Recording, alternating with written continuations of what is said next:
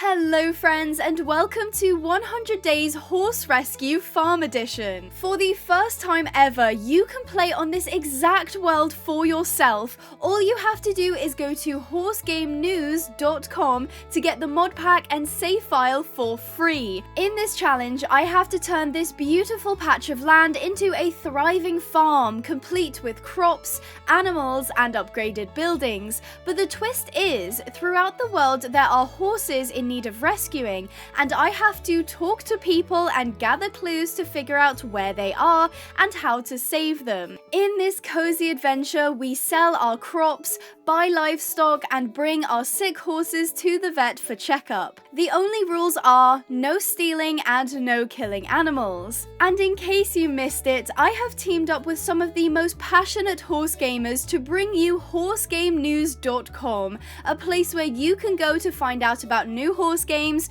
read reviews, learn about community-led events, and discover new content creators. The link is down below. Make sure you subscribe if you want to see more horse game content, and visit pinehavenponies.co.uk to get your very own model horse.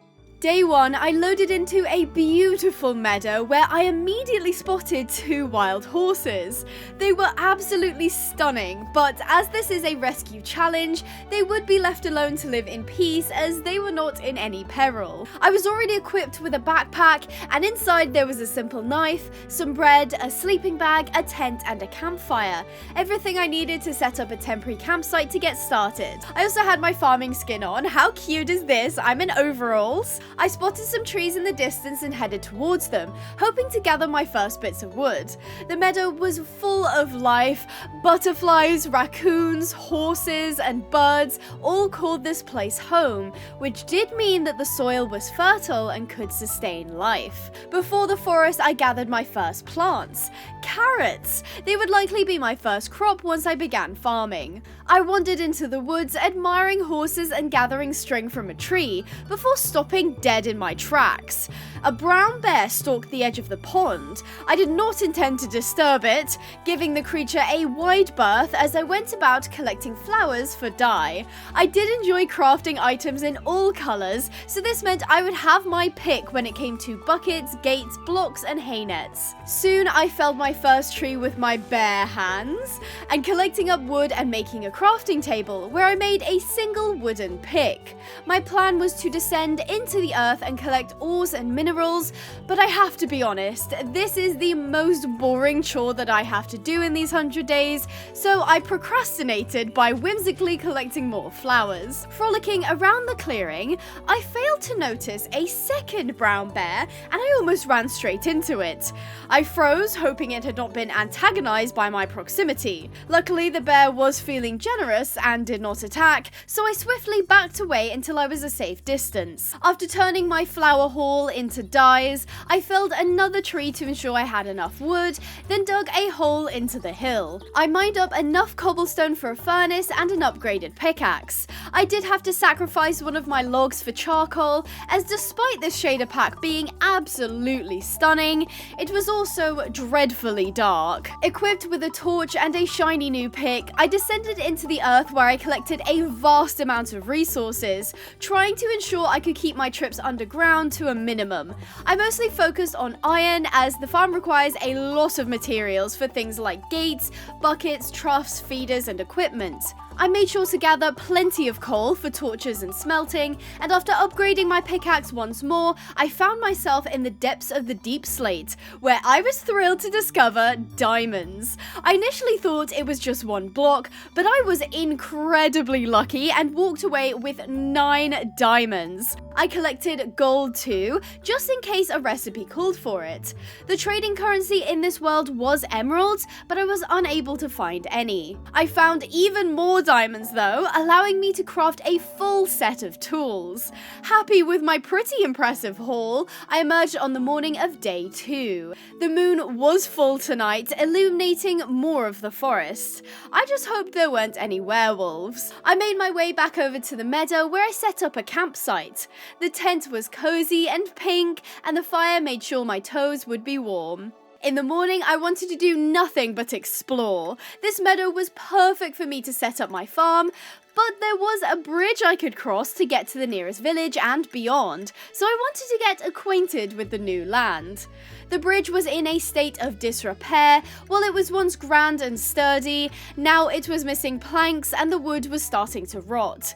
Luckily, I did make it across unscathed, but I would need to repair it at some point. I followed the wide path, stopping to grab apples from the trees for a snack. I noted a beehive, wanting to set up my own hive for honey and wax in the future. The road was much longer than I anticipated, and I suddenly wished I had a horse to ride. As if to taunt me, a herd of wild horses roamed nearby, but it would be pointless to tame them anyway as I didn't have a saddle. Just as I started to see the tops of the village buildings, I spotted a donkey and cart on the side of the road. As I approached, a man holding a whip stood in front of them. The donkey was incredibly dirty. Their head hung low from exhaustion and goodness knows what else. The cart they pulled was full of manure, and they looked like they hadn't eaten properly in weeks. When I approached, the man threatened the donkey with the whip, clearly incredibly angry that the animal refused to pull the disgusting cart any further. I told him to stop it and to leave the poor thing alone, but he told me to shove off unless I was willing to buy the donkey. I had no money, but of course I said I would. To be fair, he offered the animal to me at a ridiculously cheap price, only 2 bales of hay. This was both a good and a bad thing, as I could easily produce 2 bales in a few days, but the low price also meant the man suspected the donkey wouldn't hold out much longer. After taking one look at this neglected animal, I decided I had no choice but to try and rescue them, so I started running back along the path to the meadow. Exploring the village could wait. There was a donkey in need of saving. I wasted no time upon my arrival, crafting a diamond hoe and 2 buckets. I decided the best place to put the wheat was nearby the river, as it would be easier to carry the water. I dug a few holes in the dirt and put in the irrigation, ensuring the land would be moist for the crops. Then I removed all the grass and debris with my hand, clearing out a decently sized plot. While 2 bales of hay would only require 18 wheat, the donkey was in really bad shape and would need supplies and maybe even a vet to look at them. That would not come cheap, so I might as well plant as much wheat as I can to sell at the market. That way I could definitely buy food and medicine for the donkey. Once the land was cleared, I got to work hoeing the ground. This was slow and toiling work, as I couldn't till the soil particularly quickly, and night fell before I was finished. Unfortunately for me, the job was not done there, as I needed to go back in and plant the wheat seeds. I only had 20 seeds, which was only just enough to purchase the donkey, so I tried planting my carrots too. A little tortoise wandered around the farm patch, and I was grateful he could not eat my seedlings. It wasn't much, but it was my humble beginnings, and I had a clear goal to aim for. So with a little time, a lot of hard work, and some fertile soil, my journey to being a farmer had begun. I was up at the crack of dawn on day 3, wishing I had set up my camp closer to the riverbank. It was a long walk over to the farm patch, and I stumbled upon some bones on the ground. These were the remains of a wild animal who had died naturally, so it was acceptable to use said bones. I ground them up into bone meal, hoping to use them to fertilize my crops. I grabbed some sticks and my remaining string from my backpack to create a fishing rod. I'm not sure if you count fishing as killing an animal in Minecraft, but I really didn't want to eat bread for the entirety of the challenge. After checking on the crops, there wasn't much else I could do other than wait, so I used my time wisely by fishing up some grub. I suppose this is less of a vegetarian challenge and more of a pescatarian one. I was tempted to add a fishing mod to this challenge, but honestly the vanilla fishing is very peaceful. No exciting mini games or skill trees, just throwing my line in and waiting. It did begin to rain, and despite my soggy overalls, this was actually a good thing as the crops would grow faster thanks to the extra water. I continued my fishing until I had a pretty decent haul. When I was done, a few of the crops were ready, so I harvested them by hand, immediately replanting the veggies to increase the volume growing on the patch. Then I headed to the forest to gather more wood. I'd need to build a pen for the donkey, and there was no point waiting around sitting on my hands. I took a moment to scope out the land I had. It was a relatively flat and even area, which made for perfect farming and building, and was bordered by a winding river backed up against a hill. This place was shockingly perfect, and my job though was to ensure I was using the land efficiently, planning ahead whereabouts I wanted things. Fields and pens could be relocated, but bigger buildings like barns, windmills, stables, and a house could not be moved without great effort. I made this rough sketch of where I thought I wanted things, planning for the future. I didn't want things to be too cramped, but it couldn't be too spaced out, as I wasted a lot of time walking everywhere. I then made my way towards the bridge and started construction on the donkey pen. I figured that with it being located so close to the crops and the main road, it would make it super easy to keep an eye on the donkey and their health. I worked well into the night, marking out the boundaries of the pen, then installing a shabby shelter. There was no need for fancy stables just yet, but I didn't want them getting soggy in the rain either. Once the main frame was up and probably not going to fall over, I crafted some grey metal gates. Unfortunately, these gates did not connect properly with the fences, and I cannot stand the gap, so I erected some wooden posts to fix the issue. In the morning of day 4, I had not slept, but there was a crop harvest waiting for me. I quickly installed a faucet in the pen before equipping my knife and harvesting the ripe wheat and carrots. Bundling the wheat together, I ended up with 2 bales, 40 carrots, and a bunch of apples I'd picked in the forest. Using the straw from the harvest, I crafted a few leads and set off across the decrepit bridge.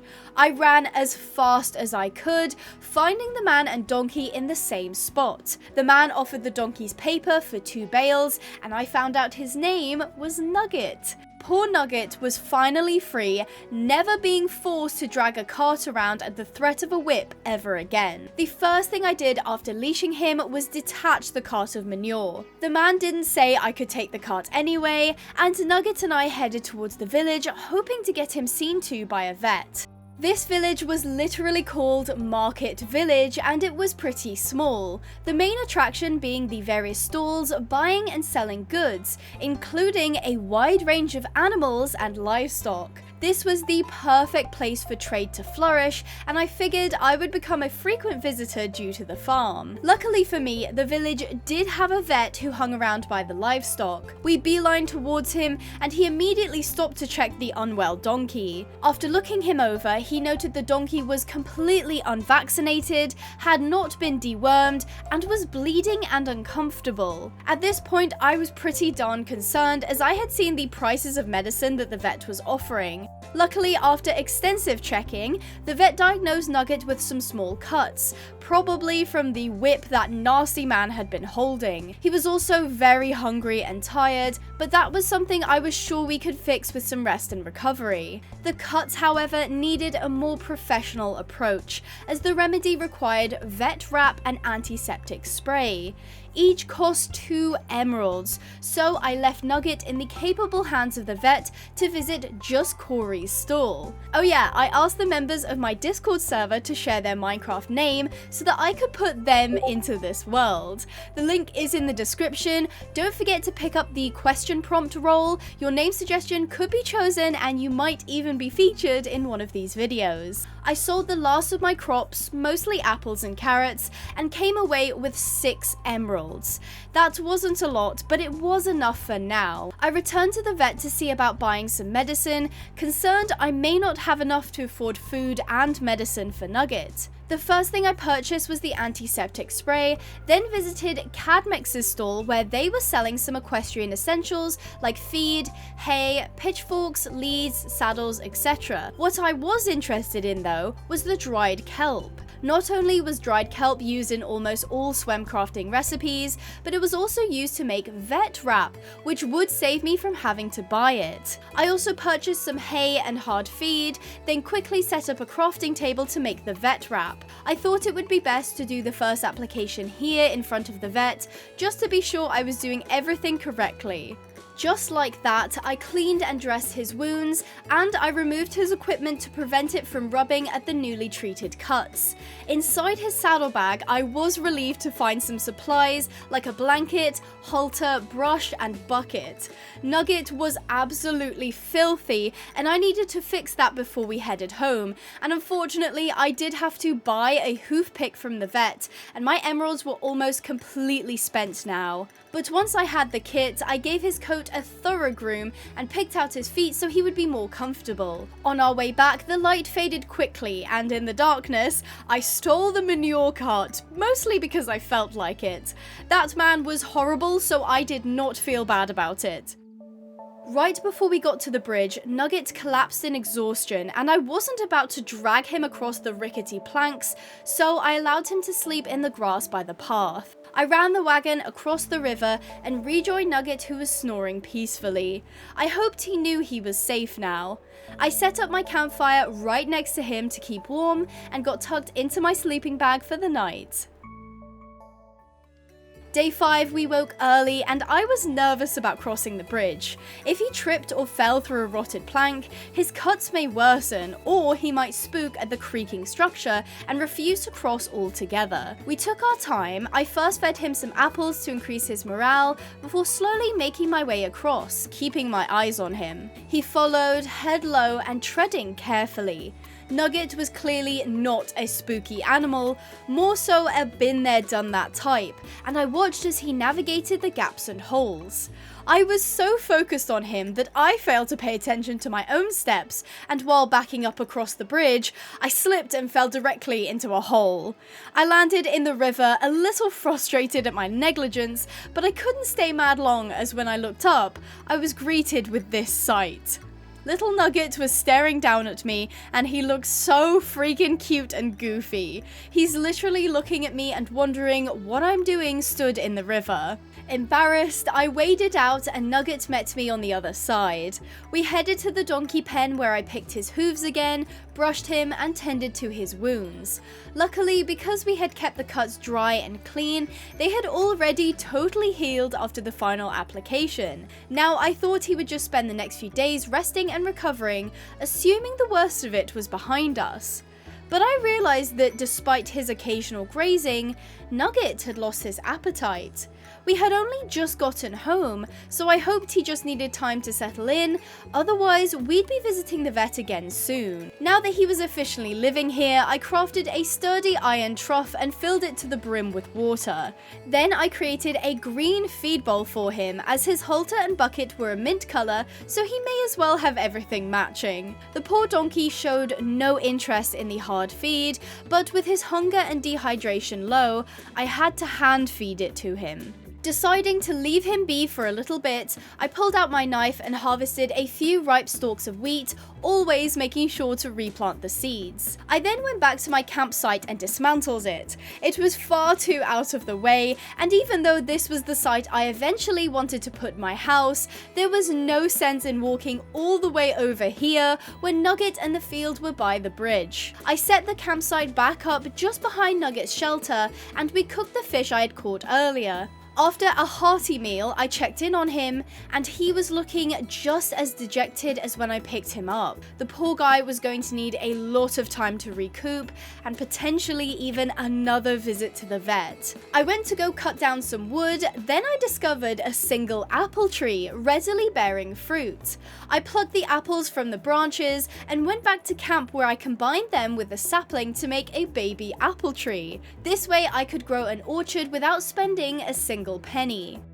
Day 6, I was sad to see Nugget was not feeling any better, having not moved an inch from where he stood yesterday. His water and food were untouched, but he did let me hand water him, which was something, I suppose. I tended to my crops, then unloaded the wagon full of manure. After crafting a super cute yellow wheelbarrow, I dumped all the poop into it, which produced wet compost blocks. By leaving the blocks out in the sun, they would dry and produce compost, which I could use to fertilize the soil. Having a farm and horses really does go hand in hand. Once my chores were done, I could not bear to leave Nugget to suffer any longer, and even though I said I was going to leave him to rest for a little bit, he clearly wasn't well. He allowed me to catch him easily, not bothering to move away. We carefully crossed the bridge and made our way into town, the journey taking longer as I didn't want to overexert the little donkey. I did notice the nasty man was gone, and good riddance to him. As soon as we entered the market, the vet came over to have a look, and after some assessment, concluded that Nugget simply had some gastric ulcers. Gastric ulcers are very painful, usually caused by stomach acid corroding the walls of the stomach. He was prescribed GastroGuard for 1 week, which would help soothe and heal the ulcers. I spent my very last emerald on a tube of the stuff, and we left shortly after, making the slow journey home. When we got back, he was administered his first dose, then I brushed his coat and picked his hooves. It was a good sign that he was grazing a little bit. It was a shame it would be another week until he felt better, but he was a hardy animal and would be okay. In the evening, I tended to the crops, and after dark, I started putting up a wooden shed to keep all of my stuff. I have griped about this before, but inventory management is my least favorite part of Minecraft in general. When you play with big mod packs like I do, there are so many random items and seeds and plants that you pick up as you go about your adventure, making it a nightmare to store. The shed wasn't fancy, with walls and roof completed on day 7. I smelted some cobblestone into stone for the floor and stripped logs to make crates for storage. I set up a little workbench area where I could craft and smelt, and I also put a barrel of carrots and a barrel of sticks nearby. I really do like these barrel storages. They look so much more detailed than chests and are handy when you want to store one specific item. To finish off the storage room, I placed in some saddle and bridle racks, as well as a tack box so that we could keep all of Nugget's equipment clean and tidy. Speaking of, I gave him his second round of GastroGuard for the day before putting all his stuff into the shed. Outside, I placed a light blue wheelbarrow and some wind chimes. I really loved how they looked and sounded, highly recommend them. I finished by putting up some more decor like a basket of carrots next to Nugget's tack, some burlap saps, shelves, a cute wooden basket of produce, and a sign that read storage shed. It was certainly on the smaller side, but it gave off the vibe of a working farm, which is exactly what I was going for. It felt warm and cluttered, while most of the items in here were also functional, which was a huge plus. I was pretty darn happy with my first proper structure, and I just hoped the rest of the farm would come together as well as this did. Just outside, the field was thriving, boasting a nice harvest of wheat and carrots which I could collect tomorrow. Right next to it was my manure pile, fermenting into a compost. Across from the field was Nugget's pen, and I started brainstorming ideas of where to put another one, because you know Abigail Pinehaven isn't going to stop at one rescue horse. I had this awesome idea of the pens connecting together by open gates, because if they were opened outwardly, they would create a chute where the horses could pass between. I really like this idea, but I would need to move the field in order to do it, as there was no room on the other side of Nugget's pen, because that's where the bridge was. There was quite a bit of space behind where the crops were currently growing, and I decided that after the harvest, I would move the field closer to the riverbank. To prepare, I dug out some holes where the water would go, making sure they were evenly spaced and in line with each other. Then I spent the rest of the night cleaning out the weeds and the grass. In the light of dawn on day 8, the patch of land was decently prepped. It was also much bigger than the current field, and I decided I would likely grow easy bulk crops here like corn and wheat. All it needed was for the water to be installed and for the land to be tilled, and I was not looking forward to hoeing all of this dirt. Before 6 AM, I was in the field harvesting all my crops. There was no need to replant as this patch of land would have its use changed soon. I even managed to get a few gem carrots, which I had seen before but had no idea what they did or what they were worth.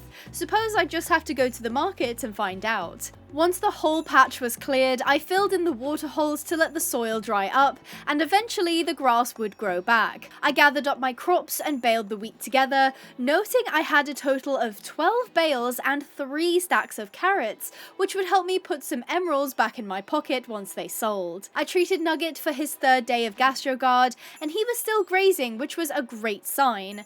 It did start to rain, so I ran and got his blanket from the shed. I also got around to writing on the sign that hung above the bridge. On the side facing the road, it read Pinehaven Farm, and on the other side, it read Safe Travels, so I would always have good luck when going off to market. Speaking of, with Nugget still out of commission, I decided to walk in the rain to the village to sell off my crops. By the time I arrived, I was soggy and cold, but after selling my lot to Just Corey, I had earned a whopping 12 emeralds. I perused the market, looking at the livestock that was available. Each pen had a pair of animals in it, 1 male and 1 female. There were 3 types of cow, 2 breeds of sheep, 1 pair of pot-belly pigs, 2 mules and 2 donkeys. I was particularly drawn to the baby Jenny, which is a female donkey, as she was only little. While the market didn't have awful conditions for these animals, they certainly weren't the best either.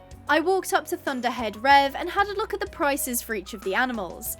Eventually, I wanted to keep every farm animal, and despite being able to purchase the Holstein cow and bull pair, I feel like I didn't have a good place to keep them, and until Nugget was well again, I didn't want to overstretch my daily capacity. After all, animals are hard work. Now, I did buy a driving harness too, mostly because I wanted to make sure the tack and equipment Nugget wore was appropriate, and he didn't have a wagon harness yet. I also bought some more hard feed for him, just to be sure we had enough. I went for a wander around the village just to have a snoop around. I wouldn't be allowed to steal anything from villagers though, as if I did, I would lose all reputation and they would stop trading with me. So I hopped from building to building, admiring the architecture and decor in these humble homes. I did soon come across a new shop though, one inside a stonemason's house. He was selling building blocks, which was exactly what I needed to make stables and a barn. Oh, and of course my house, but that's far less important. He sold 3 colours of concrete, granite blocks and cobblestone, so while I wasn't quite ready to engage in any grand building plans, this was going to make acquiring the materials so much easier. I am sure most of you are pretty fed up of watching me collect sand, gravel and white dye, as my go-to building palette has white concrete in it. On my way home, I took the opportunity to repair the bridge as best as I could, filling in the various holes and replacing rotted wood. Now, I wouldn't run the risk of falling into the river when I crossed. I hand-fed and watered Nugget to make sure he was taken care of, and crafted and installed a single lantern in the shed so that I could work in the night. In the dark, I harvested apples from the orchard, crafting 2 extra saplings which I planted. I did also feed Nugget some spare apples as a midnight snack.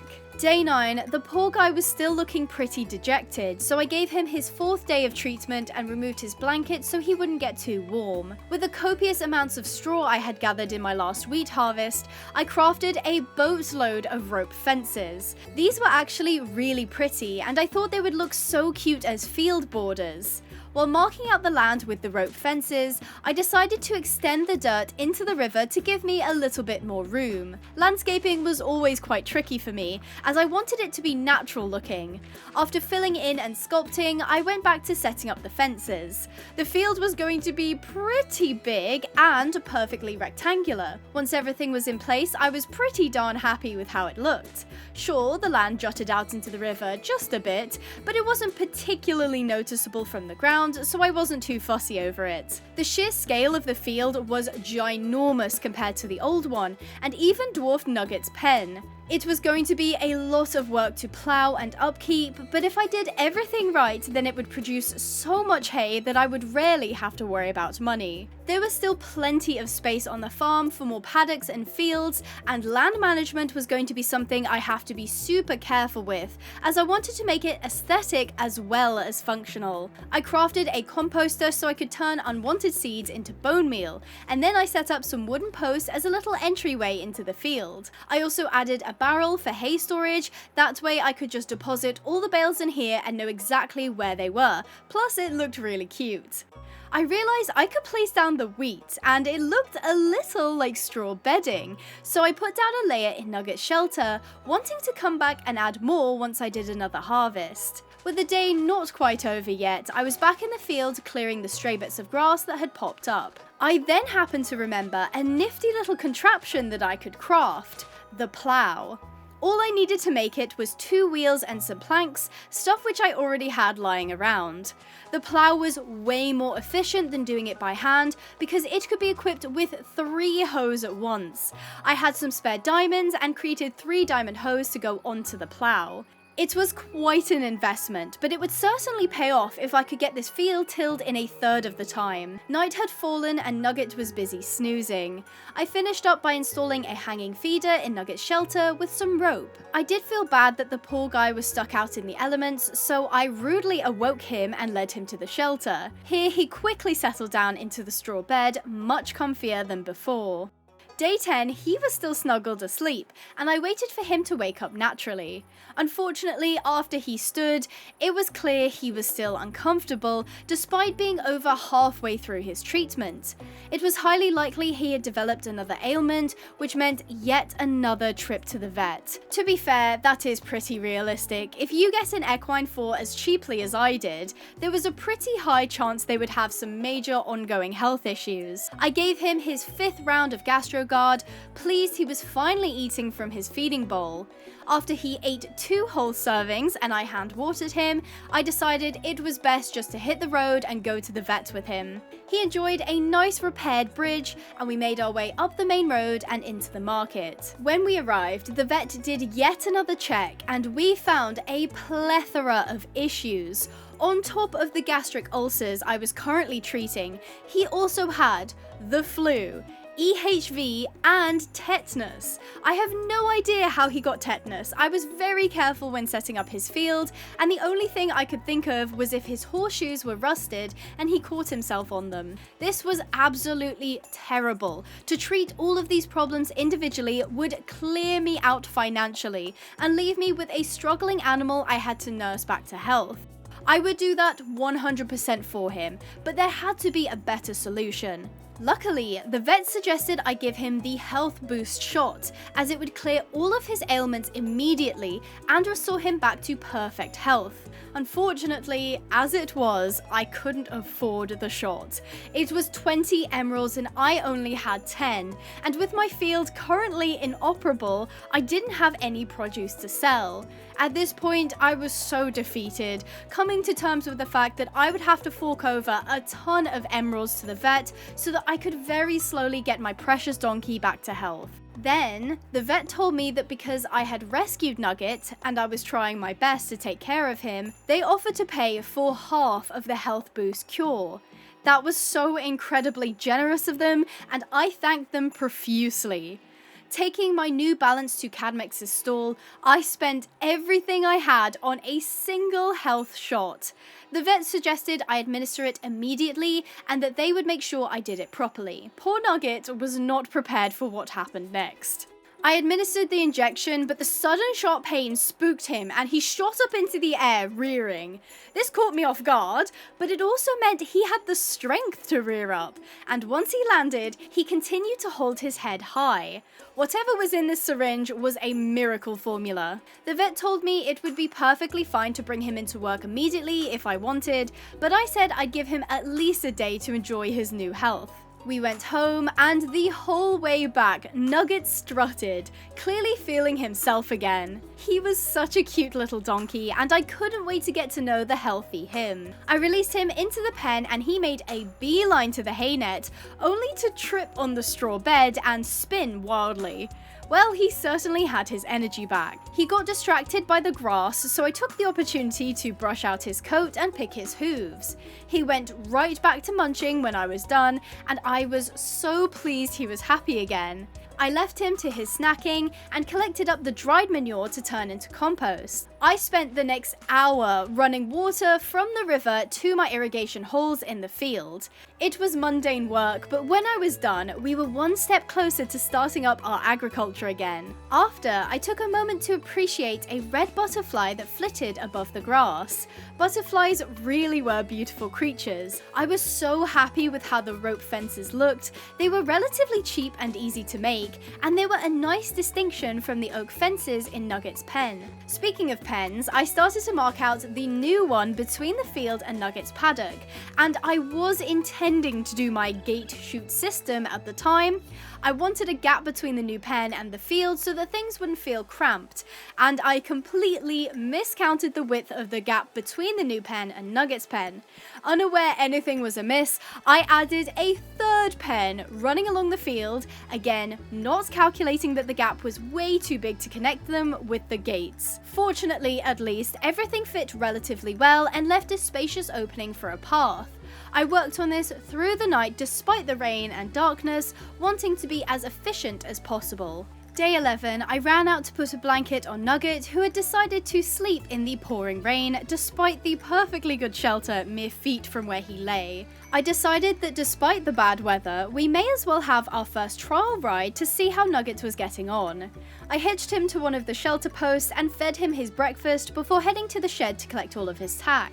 I popped the saddle on his back and gauged his reaction, looking for signs of discomfort or stress, but he didn't bat an eye. At the end of the day, Nugget was a fully trained horse, but it never hurt to take things slowly. After equipping the rest of his set, I led him out of the shelter, and when he stood quietly, I did a few test bounces next to him to see if he would be bothered. He, of course, was not, so once it was clear and everything was a-okay, I climbed on. Nugget is by far one of the smallest equines I have ever ridden, but he is also probably the hardiest. He wasn't put off by the extra weight, and we had a nice, easy walk around the pen. I would love to have an arena or round pen at some point, but for now, we would make do in this little paddock. He carried me around, and I got the impression he was well acquainted with riders as well as farm work. We dabbled in the trot too, not having enough space to try out a canter. This did give me an idea though. If Nugget was already trained in pulling a wagon, maybe he could help me pull the plow. There really wasn't any reason he couldn't. He was now at full health and was no stranger to hard work.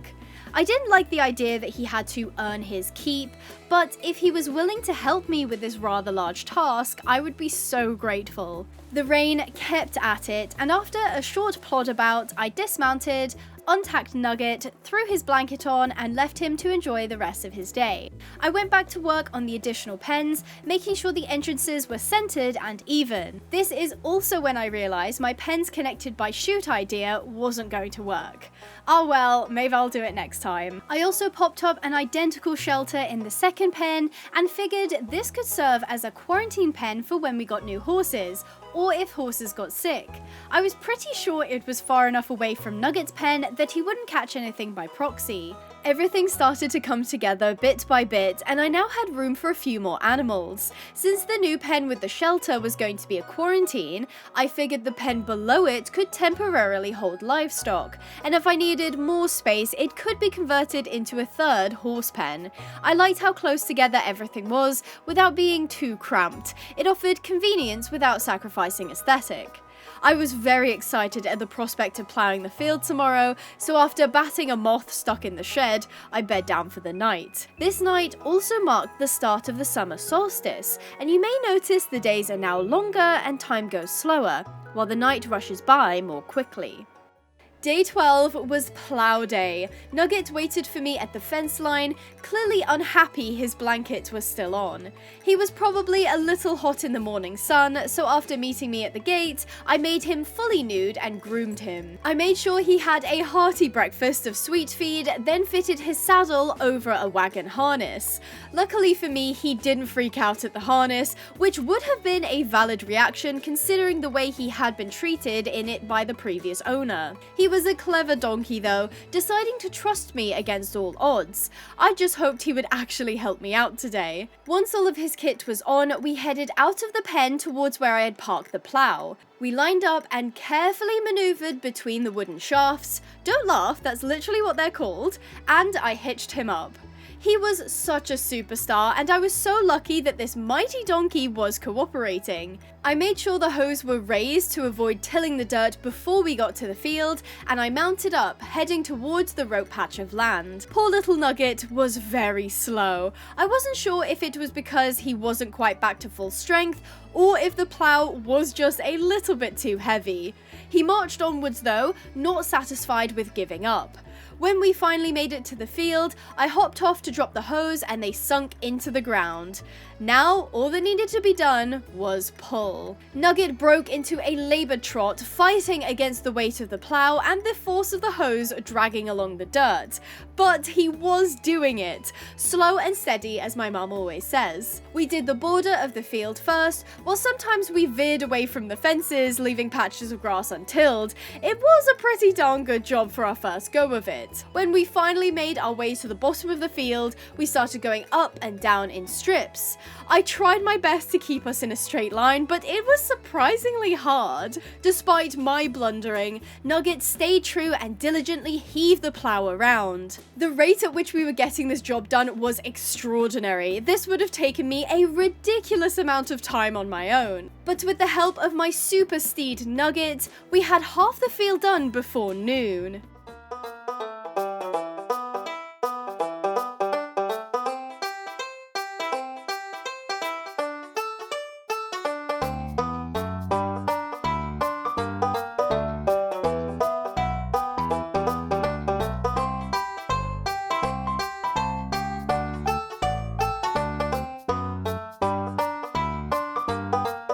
By 1 PM, the entire field was ploughed, the rich soil soaking up water from the various irrigation holes. Now, all I had to do was plant all the freaking seeds.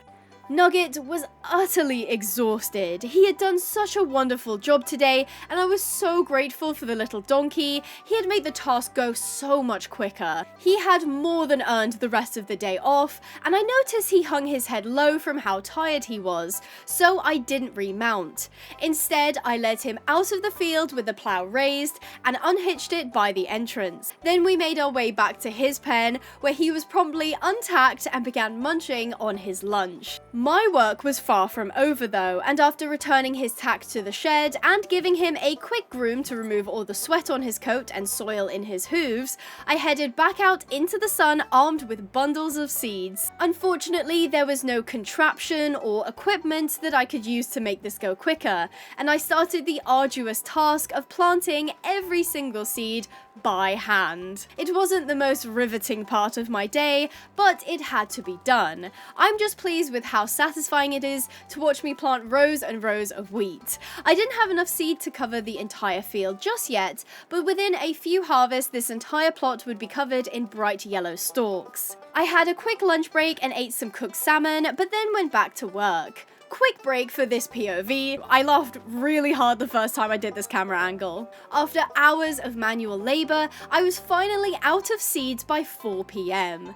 I used some compost to speed grow a few bundles of wheat, granting me more seeds and extra bedding for the shelters. I exited the field, grubby and with my back hurting from being hunched over, probably like you right now. Yeah, get posture checked. I noticed Nugget wasn't touching his hay net, and I figured he didn't like standing on the straw bedding to eat, so I brought it down and relocated it to the front of the shelter. He immediately helped himself to some hay, and I was glad to have sorted that problem. With a little daylight left, I went over to the orchard to do some apple picking. Turning those apples into more saplings, I added 6 extra trees to my orchard. Day 13, Nugget was feeling much better, fully recovering from yesterday's hard work. His muscles were probably still sore, so I wouldn't make him do anything strenuous today.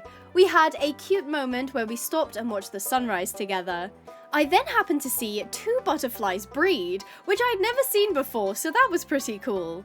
I went into the field with my knife to harvest a few mature wheat stalks, making sure to replant any extra seeds each time. Nugget was slurping up water from the trough, so I made sure to refill it straight away. I hand-fed him sweet feed that I was carrying around. It was only the last bits of the bag, and I suppose Nugget thought he had been robbed of a proper meal, so proceeded to root around in my pockets for snacks. What a naughty bugger. It was pretty endearing though, I can't lie. I set about equipping the quarantine pen with everything it needed to make a sickly equine well again. I set up a full water trough, hung a blue hay net, installed a feed bowl, said hello to the turtle that had broken in, and set up a bucket in the shelter. Nugget had a lunch break, and I led the turtle out of the pen so he could be free again.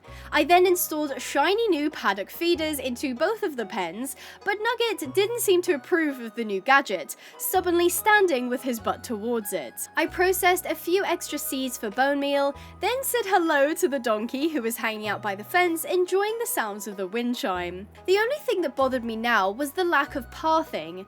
Grass grew willy-nilly, and the pens didn't quite feel tied together, so I knew I had to crack on with that. I started from the shed, and instead of doing my usual sporadic mixed media path, I tried to do a very straight line with the shovel. I had seen a few other people do 100-day farm challenges, and quite a few were inspired by Stardew Valley, and their paths were usually so neat and organized. It went against every fiber of my being, so just to test it out, I decided to do my normal pathing technique by the field to see which one I liked better. I was pretty torn. I do like how prim and proper the path on the right is, but the path on the left is just calling to me. If you were in my shoes, which option would you have picked? After staring at it for far too long, I decided to go with the path on the left, mostly because I preferred how it looked on the ground, and I'm still a little sad I didn't go with the neat path, but when you see the layout of the farm later on, I think you'll agree I made the right choice here. So I got on with pathing the place up, connecting the bridge to the paddocks and to the field, using a mixture of dirt path, granite, and occasionally stone buttons to give it some texture.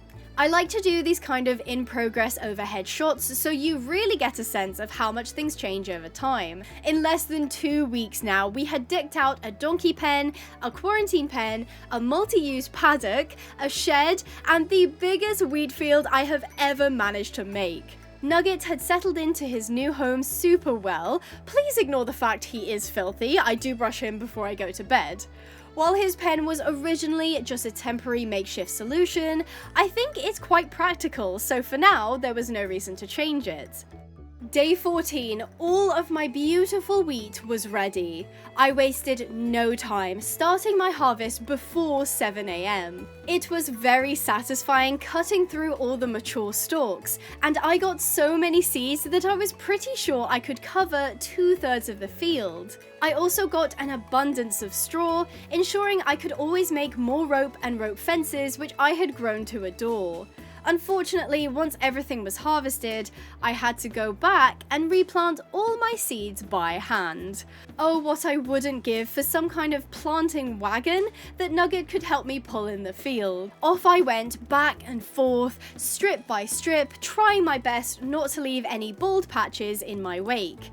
I did a pretty darn good job, all things considered, but it took me until almost 1 PM to complete. I am kind of obsessed with this angle though. Do you feel like you're being planted? With the final seeds sown, I took a moment to admire my hard work. I had underestimated the amount of seeds I had, and I ended up filling the entire field with seeds to spare. The next harvest I did was going to be brutal, but would also reap a huge payout. With my seedlings now growing, I exited the field to see that somehow Nugget had managed to poop up the paddock feeder. I know he wasn't particularly impressed with it, but this was just a dirty protest. I got on with gathering my bounty of hay and baling it, glad I didn't have to use string like the swem bales required. From that harvest that kept me busy from 7 AM to 1 PM, I came away with 71 bales of hay.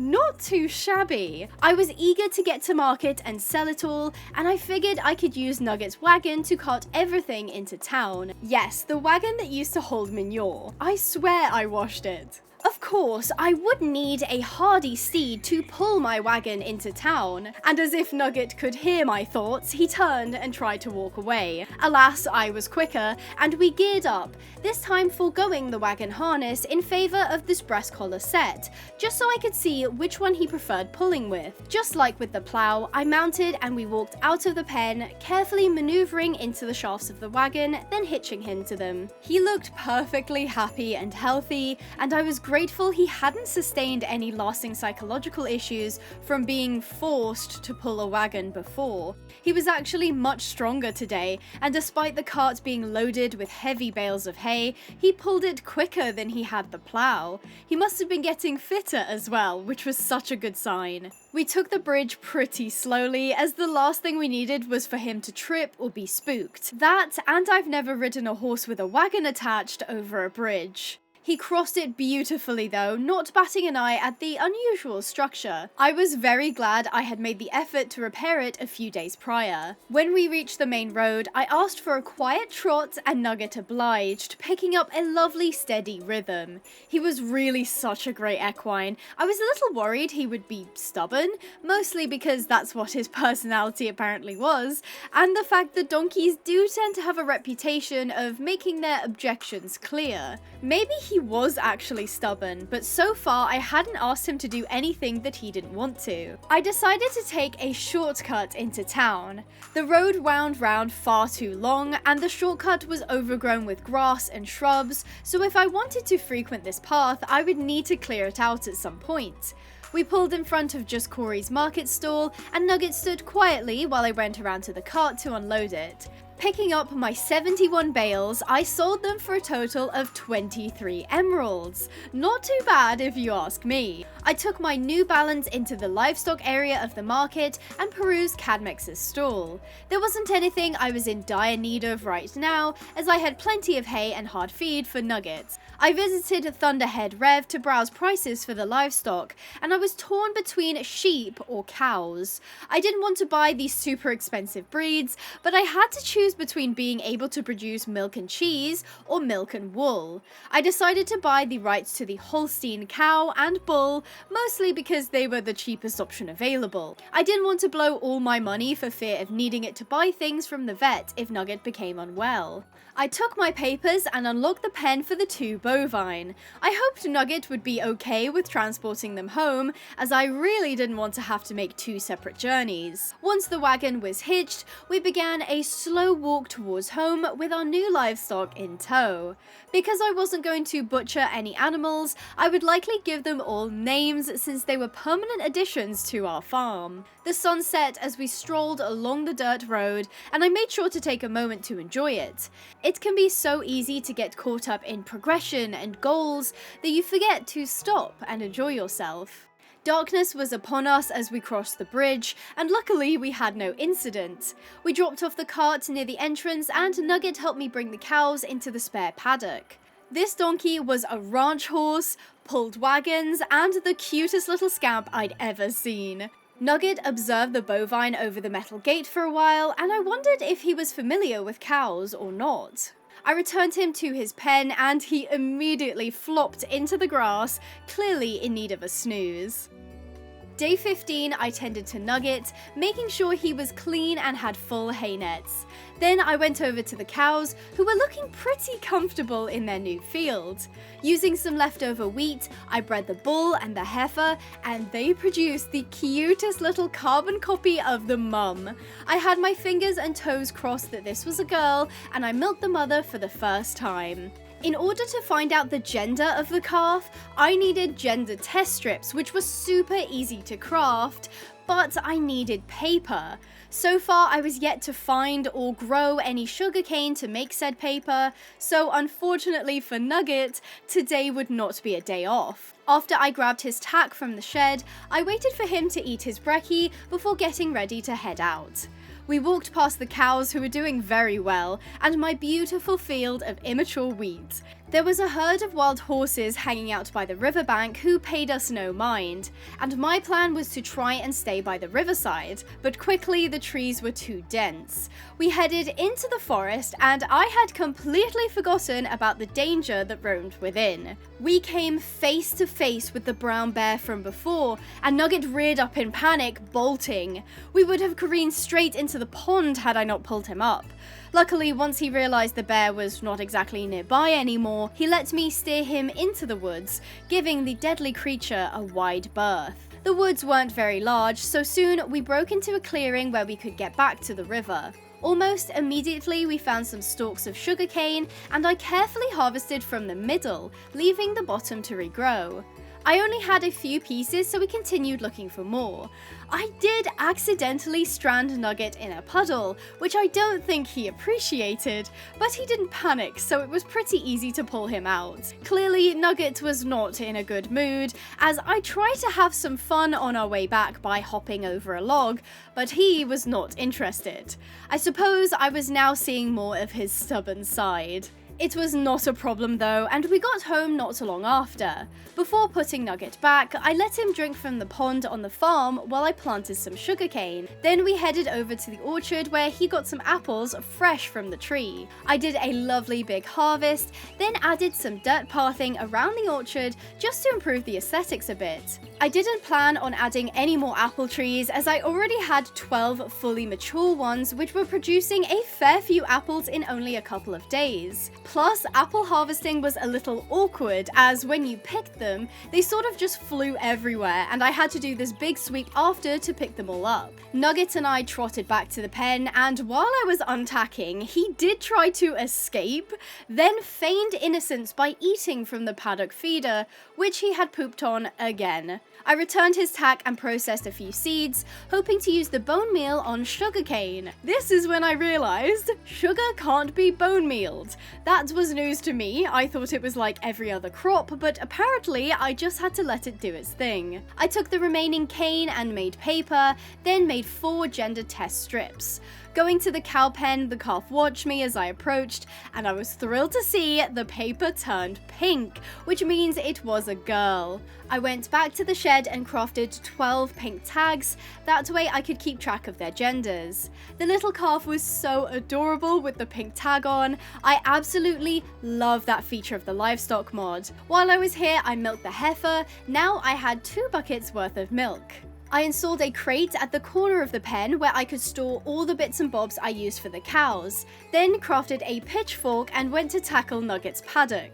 It didn't take long to clean, and I filled up his water too, hand feeding him some grain. Day 16, I got Nugget ready for another run into town. I did love the routine of getting to ride to market, all of my produce loaded into the wagon and pulled by the donkey that I rescued. The wheat field was starting to mature, and it would only be a day or two until I would have to do the biggest harvest I'd ever done. The calf had grown into a beautiful heifer, and soon my milk production would double, which was fantastic. Nugget and I set off, enjoying the warm air and clear skies for the journey. At Just Corey's stall, I unloaded all of my apples and milk, selling everything and netting me 16 emeralds. I perused the livestock again, but didn't feel confident in my ability to handle more animals just yet. Since it was so early and there was very little to do at the farm, I decided Nugget and I would go on an adventure. Leaving the wagon at the market, we started down the road from the village, and I thought it would be nice to visit the fishing lake. Before we got there was another signpost that suggested there was another market to visit. It did warn me that it was far away though. I figured we were overdue for an adventure, so off we trotted following the dirt path. We passed a herd of wild horses, marveling at the beautiful ravine that was formed by the river cutting through the plains, a small forest, and mountains that rose right into the sky, peaked with snow and ice. The road split and there was no signpost, so I chose to go right, assuming we were still on the correct path. There was a village on the hillside with houses and paths sat at extreme angles. As I continued on, I came across a camper with a covered wagon. I stopped to investigate, and that's where I met Mystical Dancer 19, who travelled in this covered wagon and sold handmade horse rugs. They were beautiful pastel colours, and I would certainly be back to buy some once I had a little more money. Their camp was beautifully located, and I was a little jealous at their nomadic lifestyle. I always wanted to do 100 days as a nomad with horses. Would you want to see that? Let me know in the comments. We continued onwards and I spotted a pillager outpost in the distance. Reaching a signpost, it read, "Danger, Pillager Outpost." Taking the warning to heart, I opted for the other road, and I was so relieved to see the words, "Faraway Market." At least I had been going the right way. I didn't know how much further it was, but the path wound up the hill, so Nugget and I locked in to get all the way up. When we rose far above the plains, I could see the outpost more clearly now, and it was definitely still inhabited. Turning around to continue on, I was so excited to finally see the tents of the faraway market. This place was amazing, bustling stalls filled with wonderful goods. There was a little shelter where you could tie your horses while you shopped, which was pretty neat. Kairina sold ocean goods from far away, probably having to travel along the river to reach the sea, which was miles away. Next to them was Malls 206, offering various seeds and saplings. This was absolutely fantastic, as I didn't have to rely on foraging for seeds. I was eyeing up some of the fruit trees for my orchard, but they were a little too expensive right now. Miss Abicat 223 stood under a pink tent selling lighting. I was a sucker for fairy lights, and they were a little expensive to make, so this was amazing that I could buy 16 for just 1 emerald. There were also frog lights, glowstone, and lanterns. Soul Spirit 1 sold farming supplies, and this was the stall I was most interested in. All sorts of equipment ranging from scarecrows, planters, and even soil was now accessible to me, and without hesitation, I bought a scarecrow for my giant wheat field. I also splashed out on some botany pots. I hadn't resumed growing carrots yet, and I was keen to get back to it. Vulcan 1K had some really cute decor that I had to hold back on buying, but I promised myself that as soon as I saved up emeralds, I would be able to come back and get whatever I wanted. Away from the main courtyard, Luanda 8788 and Nuri 9312 worked together selling horse equipment and tack. Now I had access to pastel fly masks and leg wraps, and I couldn't help but get the mint set for Nugget. They also had some working equipment available too, like this Sir Kingle? I think that's how you pronounce it, which I think is used for lunging, but could also double as extra support when pulling a wagon. I spent the afternoon looking at all the wares, deciding what I needed and what I could go without for now. With my gems a little on the light side, I decided to get ready to head home before it got too late. My heart sank when I returned to Nugget only to find he was in pain. I realized he was bleeding and uncomfortable. I panicked a little as the closest vet I knew of was back at the market village by the town, and it took me hours to ride from there to here, and it would take me all night to walk. I went back to the market and asked Kairina for help, and she told me there was a visiting vet by the tack stall. So I grabbed Nugget and we headed over, hoping they could help. The vet was the same one from the market village, and we were lucky they were visiting. The checkup didn't take long, and I was relieved to hear that he only had a small cut. No idea where he got it from, but I bought antiseptic spray and crafted some bandages. I treated the cut, and while it would be cured tomorrow, it did mean we had to camp here for the night. I returned Nugget to the shelter, then found a little patch of grass to set up my tent and sleeping bag. Day 17, Nugget was still asleep when I got up, and I watched him snooze in the morning light. Eventually he got up and I fed him, then applied the antiseptic and bandage, curing him of the small cut. Happy that we were finally good to go, we tacked up and headed out before 7 AM. This market was absolutely awesome, but it was also so out of the way. I would have to carefully plan my trips out here, making sure I had enough emeralds to get everything I needed. We carefully made our way down the hill, and when we hit the main road again, we picked up a steady canter. At this point, my mind was distracted, assuming we would get home with no excitement, so I was busy planning what I'd do on the farm. However, after covering some ground, I spotted smoke peeking over the tops of the trees in the forest. This may be a sign of travelers, another market, or something worth checking out. I thought it would be worth going just to see what was there, so instead of turning left at the split in the road, I carried on to the right. Trotting down the lane, I didn't have any reason to believe anything was amiss until there was a break in the trees, and I finally saw that the smoke was not from a campfire. A huge wooden barn was ablaze, a towering pillar of smoke rising to the sky. This was not a small fire. In a matter of minutes, the entire building would be consumed. I urged Nugget on, getting closer to try and see into the flames. To my horror, a flash of gold and white moved inside, and I quickly realized there was a trapped horse. Jumping off of Nugget, I rushed towards the flames, trying to come up with a plan. Maybe I could use water to douse the flames, but then I'd run the risk of pushing the horse into the smouldering planks, and the barn might collapse at any moment. I quickly located the equine, and took a step back when they reared up in fear, not seeing the flames behind me that singed when I stepped in it. The horse was panicking badly, constantly throwing itself up into the air as the fire raged around them. I wouldn't be able to get a lead on them, let alone get them out. I needed to think quickly, and I remembered the new fly mask I bought for Nugget. I hoped to use the mesh as a blindfold, and maybe the mask would protect their face from the sparks flying off the walls. I had to use an axe to break open the pen, getting closer to the distressed animal. I had to time it right, waiting for them to land and then throwing the mask onto their face. I waited for a moment to see if they had calmed, and once they remained with all four hooves on the ground, I used my lead to secure them. Then I pulled them into the aisle, trying my best to extinguish the flames burning on the floor. I backed into the fire again, and if I made this mistake a third time, I too would perish in this barn. Finally, I coaxed the horse out of the building, and we quickly moved away from the danger. Out in the sunlight, we caught our breath, and I took a good look at them. I discovered this was a mare named Honey, and while it didn't look like she'd sustained any severe burns or cuts, she was suffering from swelling and a lot of pain. This poor girl needed to be seen by a vet ASAP. I left the fly mask on as it seemed to calm her, and Nugget walked over to see what all the fuss was about.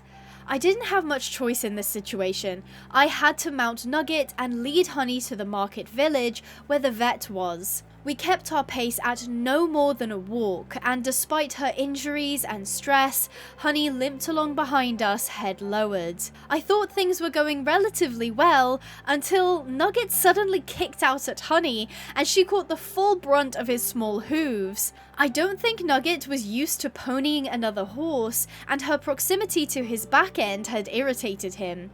This was pretty awful, as poor Honey was already battered from the barn fire. I didn't exactly trust him to be led next to her either, so I kept a close eye on things when we continued on. I had some time to think while we slowly made our way back, and I wondered how the barn fire had begun. I didn't see it at the time, but there was a sign pointing to the barn that read Higgins Farm. There was a chance that the owners of the farm were away when a lantern fell or was knocked, and the barn set ablaze with Honey trapped inside. There was also the possibility it was set on fire on purpose. I'm not quite sure. What do you think happened that left this beautiful mare trapped inside a burning barn? We pulled into the livestock market before 2 p.m. and headed straight to the vet. They looked quite concerned upon the sight of us, a rescue donkey ponying yet another injured horse. Honey's checkup took far longer than expected, and the news was not good. This poor girl had fractured a bone, and the only way to fix it was expensive surgery. The vet said all I could do was put her on painkillers until she had the surgery, and the best thing to do was to take her back home and they would come out to do the operation. I took their advice, purchasing a bottle of pain meds for her and booking in the vet for tomorrow morning. The procedure would be relatively simple, but there was always a risk with this sort of thing. I gave her the painkillers before we left, picking up our abandoned cart as we went. It wasn't a long way home, but I felt bad all the way back, Honey limping along weakly behind Nugget. At the bridge, I gave her a moment to adjust, just in case she had an adverse reaction, but she simply stood, waiting and defeated. Not wanting to make it hard, we crossed the bridge quickly and dropped Nugget off in his pen. He was surprisingly sweet, as when I led Honey around the fence, he practically followed, wondering where his new friend was going. I was very thankful I had the forethought to put in a quarantine pen equipped with everything Honey needed to stay comfortable until her surgery. I brought her under the shelter, then went into the shed to get a few materials. I wanted to keep her movement to a limited area to prevent the chance of her fracture getting worse, so using fences, I sectioned off the shelter from the rest of the paddock. I don't think she really cared, as she was too tired and in pain to have a runabout anyway, but it was better to be safe than sorry. When the modification was done, I returned to groom her and pick out her feet, and I was thankful she didn't object to the action. I gave her some more pain medication and put out some dinner for her. I kept an eye on her long after nightfall and decided instead of moping about, I'd do something useful, like fit all the paddocks with lights so that I could finally see in the dark. Just after 9 p.m, I found Honey curled up on the ground, and while it was a sweet sight, I just hoped she would manage to get up okay in the morning. I observed her a little, noting she had shoes on her hooves. She was likely a working horse, a bit like Nugget was. She had a beautiful dappled palomino coat overlaid with big splotches of white. She looked a bit like the draft version of Sporkle, my channel mascot. I potted about, not wanting to go to sleep until everything was finished, installing more lighting along the fences and shelters. I had a bit of wheat left over, so I bred the bull and original heifer, and they produced a beautiful dark calf who was in fact another girl. Ending on a good note, I retired to the sleeping bag in my shed. Day 18, I was up early, my first stop being the quarantine pen. Honey had managed to stand on her own, which was a really good sign, but she looked absolutely miserable. I wasn't sure what time the vet would be here, but I would do my best to make her comfortable until they arrived. First, I grabbed a pitchfork and cleaned out her shelter, then went next door to give Nugget his breakfast and clear out his paddock. Unfortunately, I couldn't give Honey any more pain medication, just in case it messed with the sedation that she would need to have before going into surgery. Luckily, it wasn't much longer until the vet turned up, and they said that they would perform the surgery inside the shelter, but would need to put up a protective tent to prevent cross-contamination. They said it would be a few hours and that they were not to be disturbed. I signed off and he administered the sedative to Honey, who promptly flopped down and fell asleep. I was thoroughly worried about this procedure, but there really was no alternative, so I had to trust the vet. By the time I had finished taking care of Nugget, the quarantine tent had gone up and I could no longer see Honey or the vet. I would quite literally spend all day chewing my fingernails if I waited around, and there was a ripe field of wheat ready for harvest. That would at least take my mind off things. Equipping my trusty knife, I started hacking away at the yellow stalks, collecting up fresh wheat, seeds, and straw.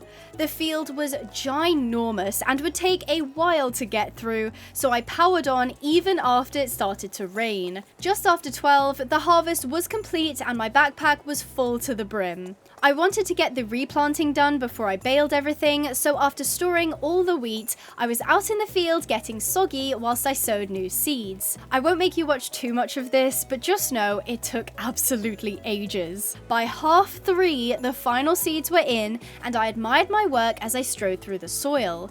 I quickly realized that the vet tent was now down, so I rushed over to the quarantine pen. Honey was already standing, and I was so relieved to hear that the surgery was a success. She would just need a few days to rest and recover. He was very clear that she was not to come into contact with any other horses, as if she contracted something while she was healing, she was at risk of ending up in critical condition.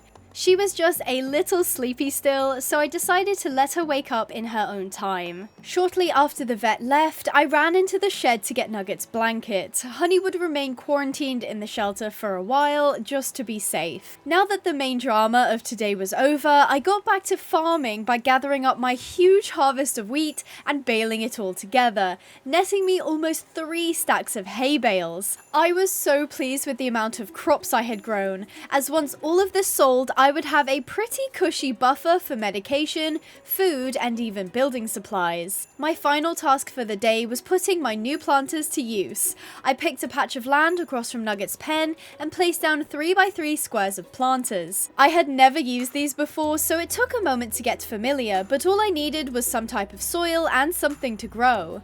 My carrots had been neglected, so I used all of my planters to start growing them. Before I went to bed, I checked in on Honey, who stuck her head over the fence, clearly miffed she didn't have access to the whole pen. I silently promised her she would be free to roam around soon and put on her original halter. Immediately after that, she walked a few steps away and lay right next to the fence.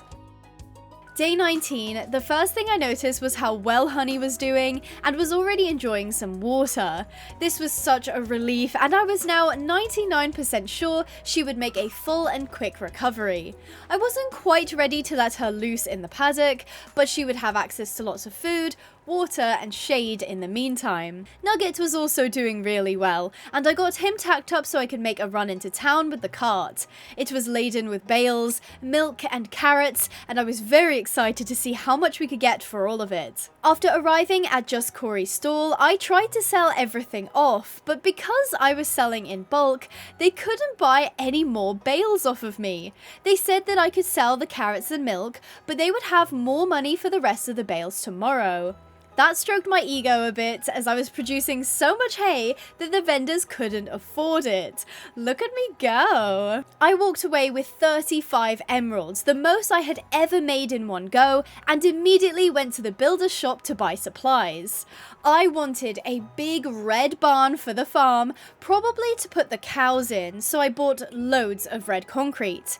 Of course, I bought granite and white concrete too, as that would most likely be the pallet for the stables and my house. Heading back to the livestock market, I took a look at the sheep available. I would get some soon, but my plan was to build a barn for the cows and then move the sheep into the vacant paddock, so they would have to wait until I did that. There was one animal I had a hard time leaving though. The baby Jenny, a little grey and white donkey foal that was in the pen all by itself. There was no indication that any of the animals of the livestock were related to them or parents. They didn't seem to be drawn to any of the other donkeys or mules. I decided I simply could not leave this baby here any longer, heading up to Thunderhead Rev to purchase her for 10 emeralds. Before I collected my new foal, I bought some more sweet feed off Cadmex and returned to grab the baby. She was very calm, all things considered, and while I'm not keen to label this as a rescue, I was sure she would live a full and happy life at Pinehaven Farm. I led her over to where Nugget was waiting by the cart and loaded it up with the building materials I had just bought. The filly was very well behaved, and once I mounted up and we got going, she dutifully followed behind the wagon. She did have to do a little run every now and again to catch up, but she wasn't fussed about the change in scenery or heavy cart bouncing around in front of her. She was absolutely adorable, and I couldn't help but spend the entire journey back staring at her, making sure she was okay and calm. She crossed the bridge like a champ, barely blinking at the unusual footing. I dumped the cart outside Nugget's pen and the filly followed us inside. I did almost accidentally close the gate on her, but she wasn't mad about it. I untacked Nugget and he enjoyed his hay net. The filly stood close by, unsure what Nugget thought of her. He didn't seem to mind too much, too preoccupied with eating. As if following his lead, she had a nibble of grass before staring at me. I'm not sure if she was waiting for me to do something, but I had deemed it safe to leave Nugget and the foal alone together. Before returning the tack to the shed, I popped my head around the corner to check in on Honey, who was doing a-okay. Next, I made my way out to the cow pen where I bred the original cow and bull, and they made this adorable little cream calf. I had to momentarily separate them from the herd so I could do a gender test, and oh my gosh, how lucky I got a third female. Since these cows were going to be permanent and not for meat or leather, I really wanted to name them to solidify their place in the farm. And it wouldn't be an Abigail Pinehaven video if I didn't go to my Discord server and ask for cow name suggestions. I've already promoted the server earlier, but I promise it's a cool place to be, and you can even get the pony tag next to your name if you really want to rep your love of horses. If you're feeling left out because you don't have Discord, don't worry, you can like the video and later on I will ask you to comment a name for one of the foals we get. The original heifer we bought was named Buttercup, as suggested by Mouse. The black cow was given the name Bluebell, suggested by Soph. The second brown cow, or Buttercup's first calf, was called Matilda, proposed by P. And the white calf was named Clarabella, put forward by Arsonist. I also decided to name the bull Ollie. But there was one new addition that needed a name. After snapping a super cute picture of her and Nugget, I took to my Instagram stories to ask what name would suit her best. I'm at Abigail Pinehaven. If you want to participate next time, make sure to follow me so you don't miss when I post. After many great suggestions, the name that I thought suited her best was Lola, submitted by Clown Bones. Once all the names were done, I had my first carrot harvest from the pots. I didn't love how they looked. It would be better to replace them with an actual farm plot at some point, but this would do for now. I picked apples and cut sugarcane, then unloaded all the building blocks from the wagon. My goal was to start building the stables, and I spent a lot of time running around trying to figure out where the best location would be. After much deliberation, I decided to build them across from Nugget's pen, right next to the bridge. It made more sense to keep the horses down by this end of the farm, as they would be easier to care for when they're all together, and they would likely be used to help on the fields or for a ride into town. I used dirt to flatten out the land a bit, then drew an outline in granite. Closest to the bridge would be a 10x10 tack room, and directly joined to that would be 3 8x9 stalls. In the dark, I built up the stall on the end with concrete and then topped it with a wooden stair roof that cuts off, leaving a flat platform. The reason I did one stall first was to check I actually liked the design. In the light of day 20, I backed up from the building to get a good look at it. The inspiration for the shape were old English farm-style stable blocks adapted to my classic palette. I wasn't entirely convinced. It was definitely one of my more bland designs, and I don't know if you've watched my 100 Days in a Fantasy video, but those stables put this building to shame. I decided I needed to step away and do something else for a little bit so that I could come back with fresh eyes. I harvested carrots as snacks for the equines, and that's when I observed Lola's newfound obsession with Nugget. The calm and even-tempered foal I saw yesterday was replaced with a clingy, shove-you-about little baby. She came up to me briefly to check if I had any treats, and then immediately ran to Nugget's side. Honey was looking spry, and I decided it was about time I let her roam the full length of the pen. Using an axe, I tore down the temporary fencing, and I was pleased she didn't immediately start running about. I went back to the donkey pen to groom and pick out hooves, and watched as Lola excitedly followed Nugget around, dutifully going wherever he went. It was pretty sweet. This little orphan foal had found a new family. While Nugget munched on his breakfast, I looked over to see Honey pacing the paddock fencing. I wasn't sure if she was just excited to be out of the shelter, or if she was looking at the foal, but she did this a few times. Maybe she hadn't seen Lola come in and was just trying to get a look at the baby Jenny. Eventually though, she relaxed, walking right up to me to see if I had any treats for her. I gave her fresh carrots, and once she was satisfied, she turned to eat from the paddock feeder. I saw Lola peeking out from behind Nugget when I went by the shed. All the animals were happy on the farm, and while we still had a very very long way to go, I was satisfied that everyone was living their best life in the meantime. After everyone was tended to, I got back to building, installing granite flooring across the thresholds and putting in 3 wide stall doors. I wanted the back to open up into a mixed paddock, so I made sure to leave a hole in the back of the stables. I started putting up the fence for said paddock, only for a violent shiver to go down my spine when I spotted something in the water. A giant squid had spawned, its light tentacles flowing in the river in a way that was unnatural to the game. Some of you might already know this, but I'm actually afraid of aquatic life, namely fish, but something about the design of this squid ticked that box as well. Icked me out quite badly. I recovered and vowed to never swim in the river ever again. Off I went putting up more fences, having to artificially extend the ground into the water just a bit. Installed 2 metal gates along the paddock, one that led to the tack room and was designed for human use, and another that was on the pond side where I could bring horses in and out if I needed to. I could also add a little holding pen behind the pond if I wanted. So far I was pretty happy with the way it had been coming along. Because I don't like stalling horses, I always try to put out paddocks or runs at the back of the stables so they can be let out. Horses do better when they aren't confined to a stall, and the same was true for swem horses, who would frequently get stuck on hay nets and stick their heads into walls. I did an afternoon check on the equines and noted how, despite how cute Lola was, Nugget seemed to keep trying to move away from her. While I didn't think he would ever hurt her, nor was this him straight up rejecting her, I think Nugget preferred his personal space, and Lola also preferred Nugget's personal space. She was pretty relentless, staying as close to him as possible and sometimes just straight up pushing him into things because she was so close. Honey had no such problem. If anything, I think she was in need of a companion. I could put Lola in with her, but it could be a pretty big catastrophe if Honey rejected Lola, and I didn't know her well enough at this point to be sure. With all the animals seen to, I walked past the orchard to start clearing land. Here is where I wanted to put my big red barn, and I wasn't sure how much space I needed, so it was best to give myself a decent amount of room. Using my diamond shovel, I removed layers and layers of dirt to provide a lovely, even platform.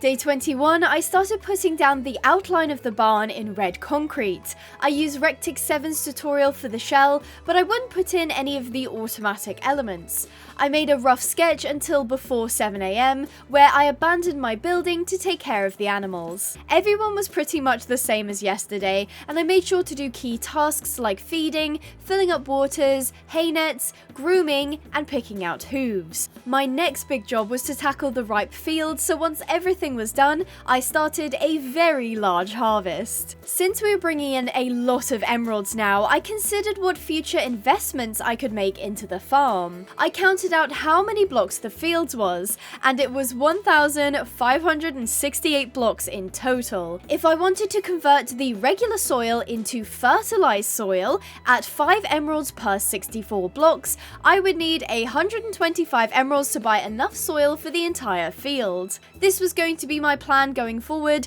so I skipped out on replanting this time around. I did a quick apple harvest and loaded up the wagon, ready for another trip to market. Nugget seemed to be getting on a little better with Lola, and Honey was looking a bit bored. I needed to make the journey into town, and Honey wasn't ready to pull the wagon yet, so I would have to bring Nugget.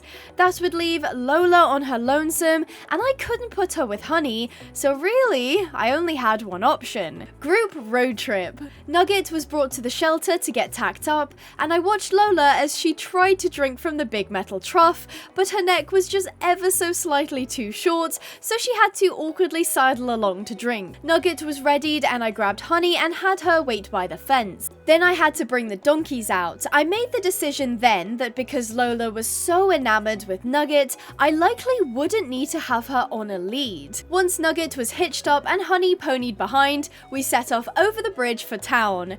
We looked like a right group of misfits, but I think this was probably my best idea yet. Who doesn't like an impromptu ride into town on your donkey with a baby Jenny and rescue horse in tow? The weather tried to put a downer on the parade, but none of the animals seemed to mind getting a little bit soggy. We pulled into market and I sold off all my goods. Unfortunately, by this point it had gotten quite dark, so I rallied the troops to set off for home. Suddenly, Nugget and I are struck by lightning. In all of my 100 days videos, this has never happened to me, and I was absolutely shocked, literally. Luckily, Nugget was okay, if a little spooked, and I made the executive decision to stay at the village until the storm passed. I picked a small agriculture shed, removing some of the compost so the horses had a shelter.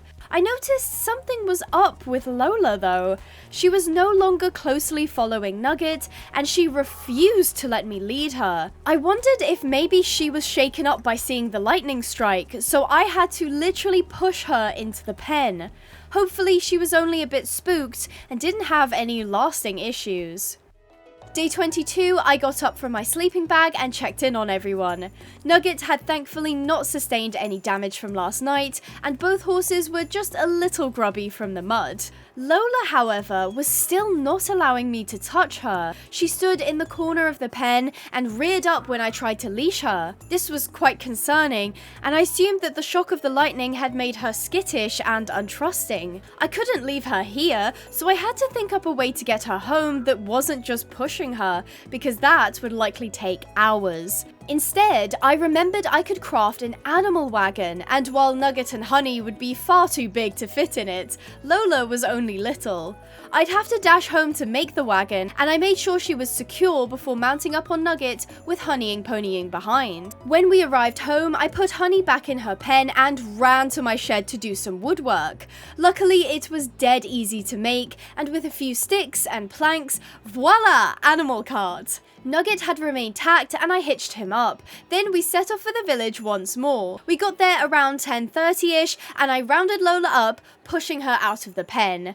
I was so relieved when she climbed into the back. Look how freaking cute she is though!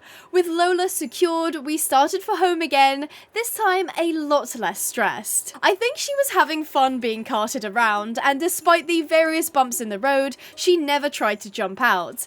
I hope that this positive experience would bring the loving and gentle Lola back to us. Upon arriving home, Honey stared at Lola in the cart, probably wondering what on earth was going on. To be fair, it was a pretty ridiculous sight, and Nugget was being such a good sport about it. After retrieving Lola from the wagon, I was so pleased to see her immediately run up to Nugget, the ride home clearly having cheered her up. I parked the cart next to the supply wagon and made sure to untack Nugget before giving him his breakfast.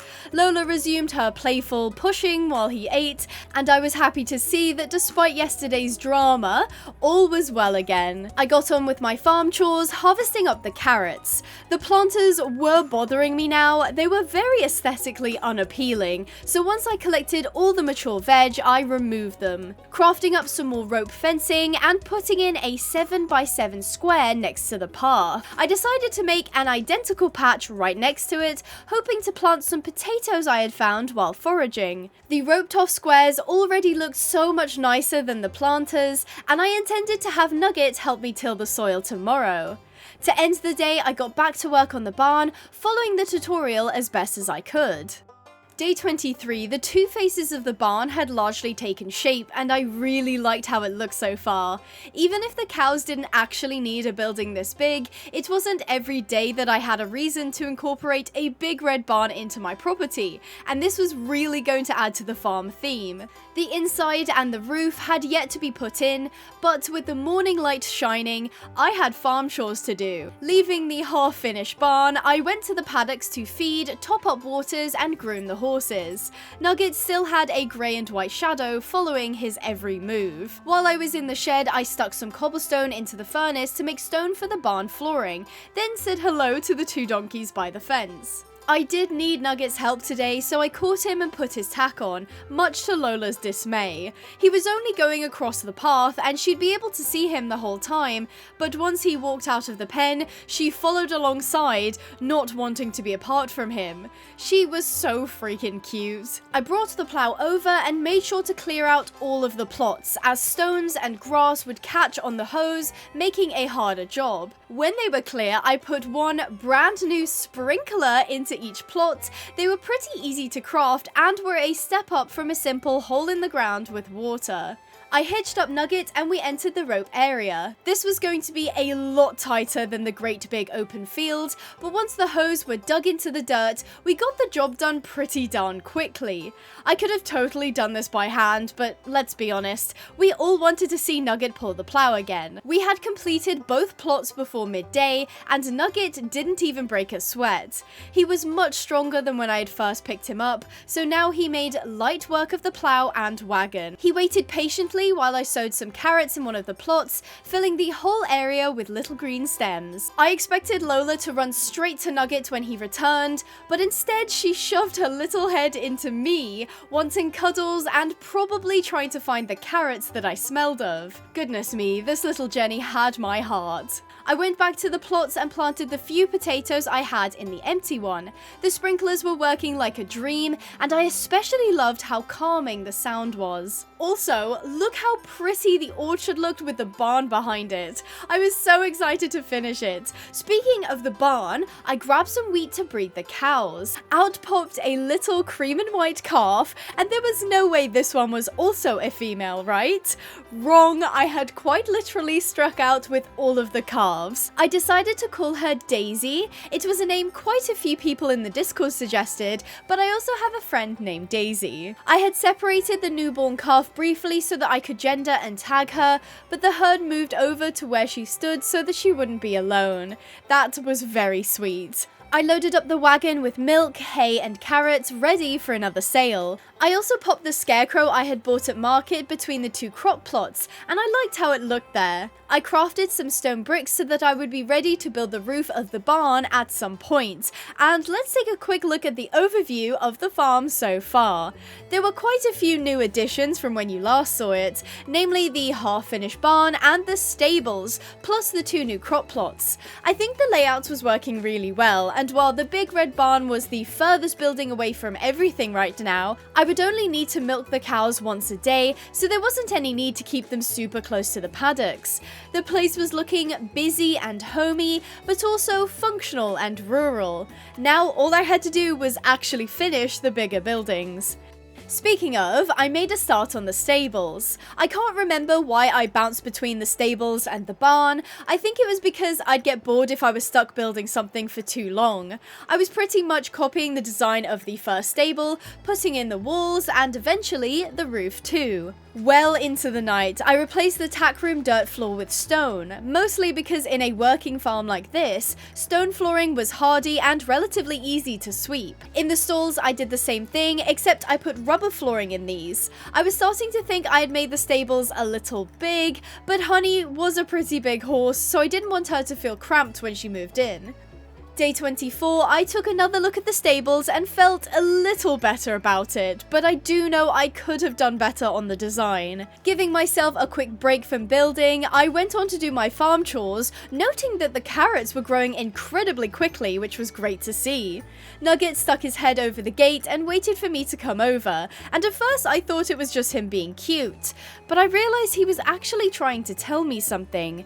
The poor guy was in a bit of pain, and I was worried I would have to take him all the way to the vet again, but by doing a surface level check, I realized what the problem was. He was suffering from a hoof abscess. It's basically an infection inside the hoof, and it's caused by bacteria entering the hoof through cracks or punctures. As horrible as it was for him, I was sure the vet would have some kind of remedy. However, that did mean my ride into town was now unavailable, and I needed to make some sales as well as buy Nugget his medicine. The only one who was fit enough to help was Honey, but she didn't have any tack, and Nuggets clearly wouldn't fit her large frame. I could, however, adjust the wagon harness to fit, and maybe we could walk into town together. I grabbed her from the field and tied her to the fence, and once I put the harness on, I gauged for a reaction or stress.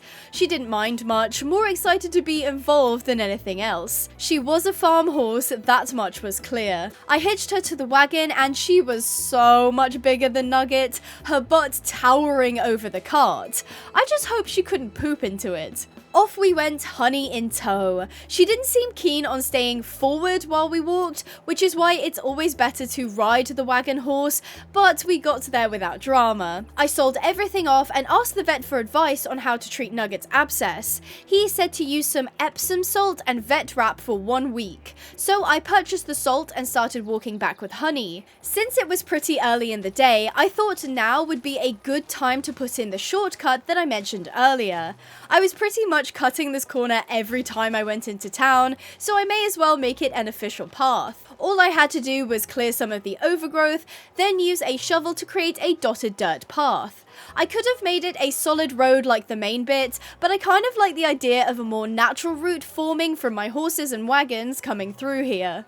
I was pretty chuffed with the result, and this new path was a cool addition to the world. Speaking of the world, you can play it for yourself by going to horsegamenews.com, linked below. On our way back, it started to rain, and when I got in, I immediately administered the salt and vet wrap for Nugget. It was a bummer he would be out of action for a whole week, but Lola would be sure to keep him company. I got back to replacing the footing in the stables, and once all 3 were done, I fitted them with the necessary bits and bobs. Each would get a hanging hay net, a feeder, a bucket, and each stable had a corresponding colour: yellow, purple, and pink. What's your favourite colour? Personally, mine is pink. I then headed into the woods to replenish my stock of wood.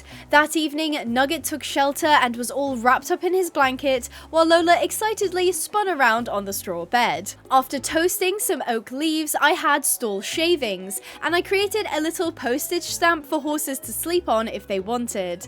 I think this really shows how ridiculously big the stalls are. They were more like an indoor pen. The stables were looking okay, and I liked the fact that they led to a shared paddock. Also, look how cool the farm looks at night all lit up. Pretty cozy. I'm not sure why I abandoned the idea of replacing the dirt with fertilized soil in the field, but I couldn't let it sit unused for any longer, and after planting more potatoes, I spent the whole night sowing wheat seeds. Day 25, I decided I would try to sell one of my cows, and Matilda was the smallest and thus produced the least amount of milk. I did my chores for the day, loaded up the wagon, and set off for market with the cow in tow. After my sales, Thunderhead Rev agreed to buy my cow for 3 emeralds, and in turn I purchased a pair of California sheep. They were a cute pair, and the male had a wound up pair of horns. I brought them to where I had parked Honey, and somehow she had managed to spin around and face the wagon. Talk about putting the cart before the horse. At home, I decided the sheep could temporarily live in the quarantine pen until the cows moved into the barn and Honey could go into the newly finished stables.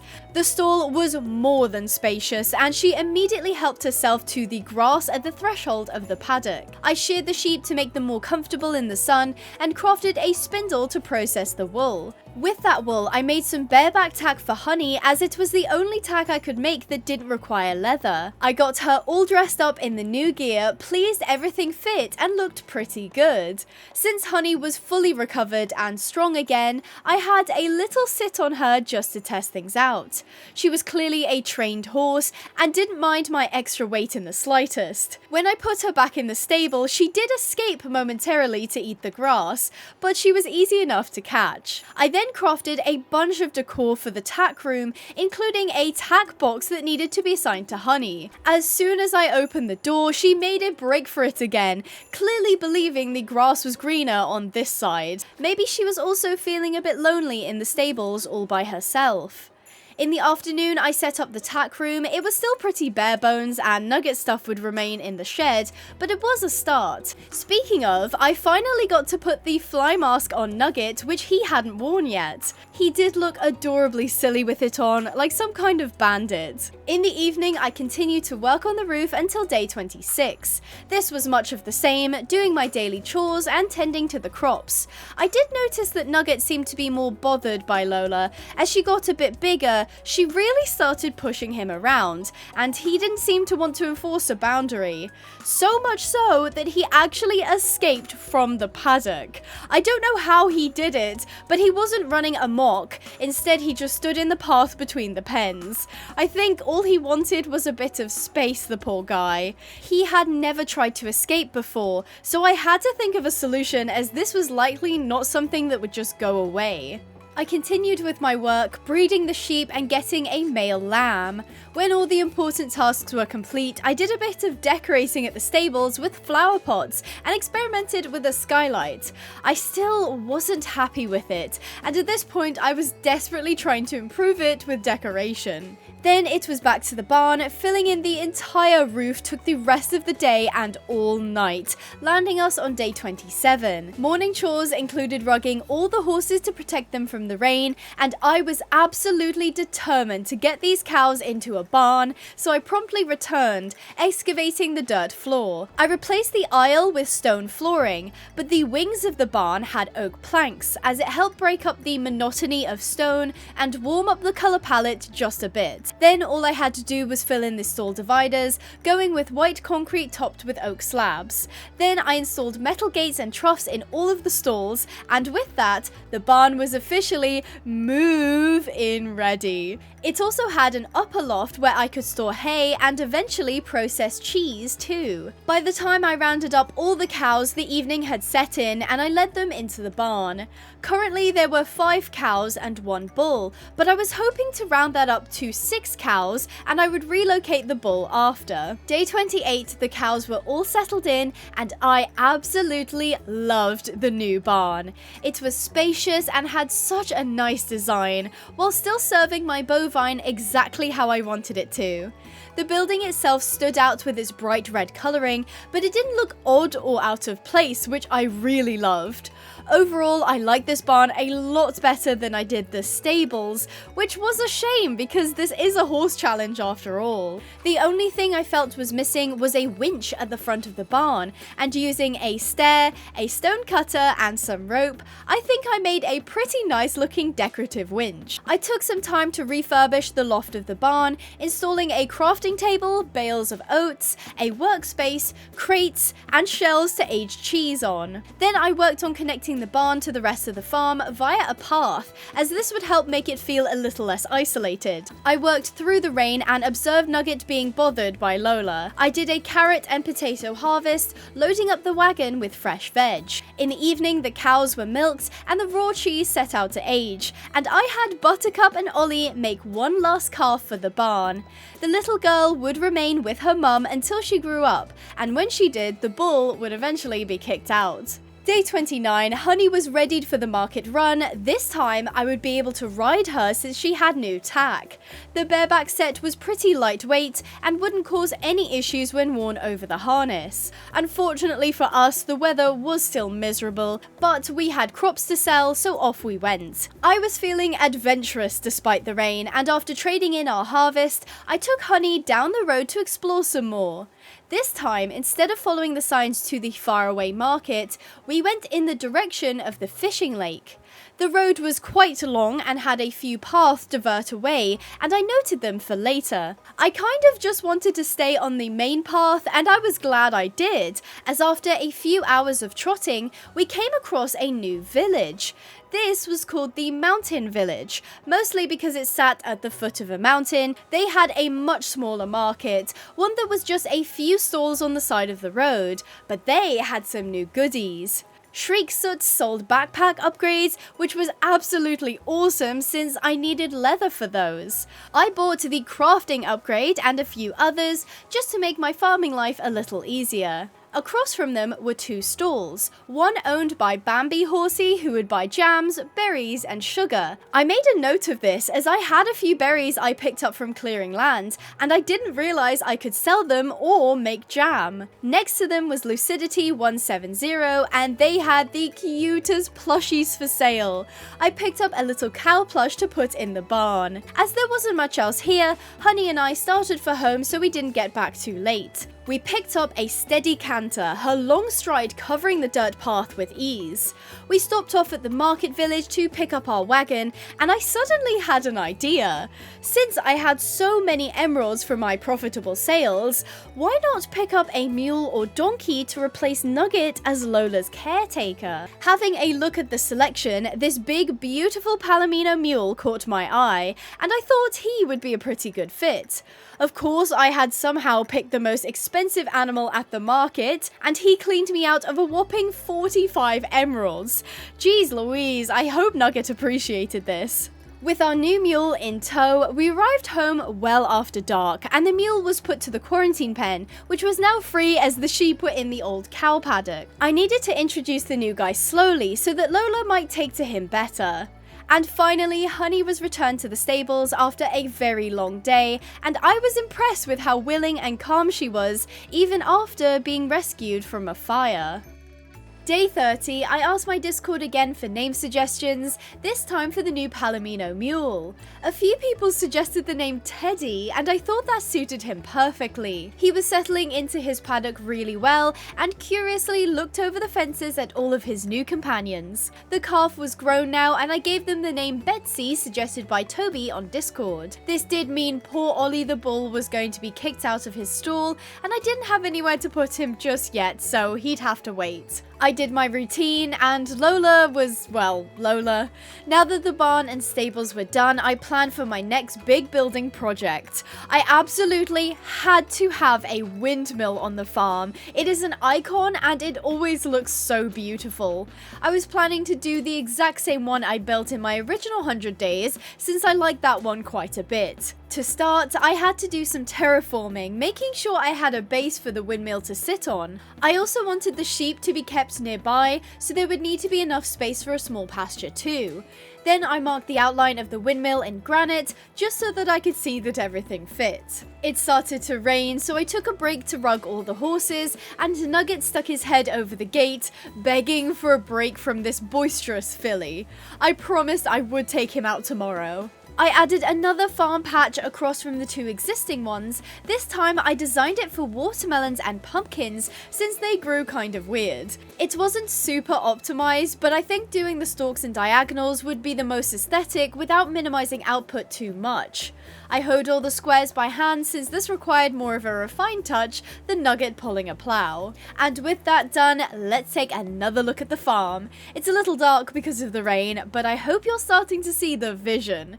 I was already able to make a pretty penny from all the wheat, apples, carrots, wool, milk, and cheese we produced, and I hope to be able to fit all the crops and animals in at some point. Day 31, I finally introduced Teddy and Lola, and poor Nugget hadn't budged from where I found him at the gate yesterday. I brought the Jenny into the pen, waiting to see if Teddy reacted.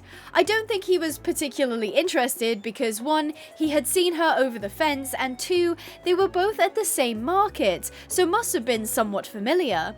Once it was clear that the big mule wasn't fussed, I let Lola go and she immediately ran over to him. I watched as she tried to batter the mule like she did with Nugget, but Teddy was a lot sturdier and couldn't be pushed around by her. Soon she stopped her shoving, and I knew I had done the right thing. Nugget seemed quite relieved to have his own space back, and I decided to reward him for his babysitting duties, so we went out on a ride together to get some fresh air and blow off steam. I decided we would head to the faraway market to do some shopping as well. Before we got there, I purchased a salmon blanket from Mystical Dancer for Honey. I bought a bunch of things ranging from horse tack to seeds to decor. My favorite purchase were these mint leg wraps I got for Nugget. Last time he was here he got a small cut, so I wanted him to be protected, plus he looks adorable. Getting home I could see the farm from the road, and I was in love with how it looked from far away. The big red barn was certainly a staple, beautiful, and I couldn't wait for the windmill to go up too. I planted the melon and pumpkin seeds I had bought at the market, and gave Honey her new fly mask. I had also bought a lemon and orange tree, which I added to my orchard. Day 32, after chores, I worked on the melon and pumpkin patch, which was rapidly expanding, then started work on the windmill. Soon, the bottom segment was done, and I was putting in some detailing, like a roof over the entryway. The second section was mostly wood, and it flared out, which was a little tricky to do as I tried not to fall. At this point, I was pretty locked in, and with all my chores done for the day, I could focus heavily on the windmill. Soon, I was putting in supports for the sails and started on the stone roof. Day 33, the windmill looked like this, which was pretty funny because without the sails, it looked like it had a Pinocchio nose. The majority of the wooden supports were in, and all I really had to do was install the paneling and the cotton sails. Not too shabby if you ask me.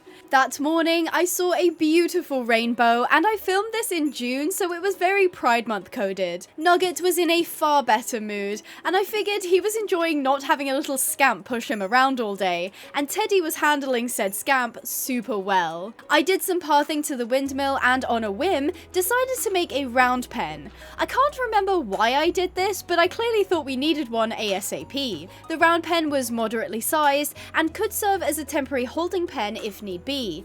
I also added a paddock right next to the windmill and then moved the sheep in, leaving their original paddock available again. That meant Teddy and Lola could move in and leave the quarantine pen free again. This is all coming together now. The amount of crops we were growing was amazing, and I always had fresh apples or carrots for the horses. While it isn't the symmetrical, aesthetic, Stardew Valley inspired build I thought I'd be making, I kind of like this better. I think it has a lot of personality. The rest of the day consisted of chores and harvests, just daily life ticking along. Day 34 was much the same, planting new trees to buff out the amount of lemons and oranges that we were growing. Then it finally got to me. The stables were not right. I absolutely did not want to have to tear the whole thing down and start again, so a remedy I tried that was relatively inexpensive was to extend the granite up by 1. Maybe that would help the proportions just a bit.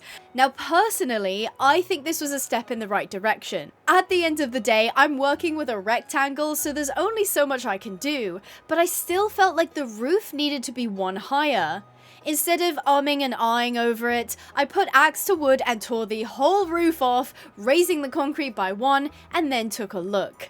It's really hard to tell how a building is going to come out when it doesn't have a roof, but I already felt a little bit better about it. I think the granite to concrete ratio was more balanced, and the stables didn't look quite as squished. Now all I had to do was slap the roof back on. Of course, it was not this simple. I spent ages placing down all the stairs and slabs that made up the roof previously. In the morning light of day 35, I stepped back and decided I was finally content with the way the stables looked.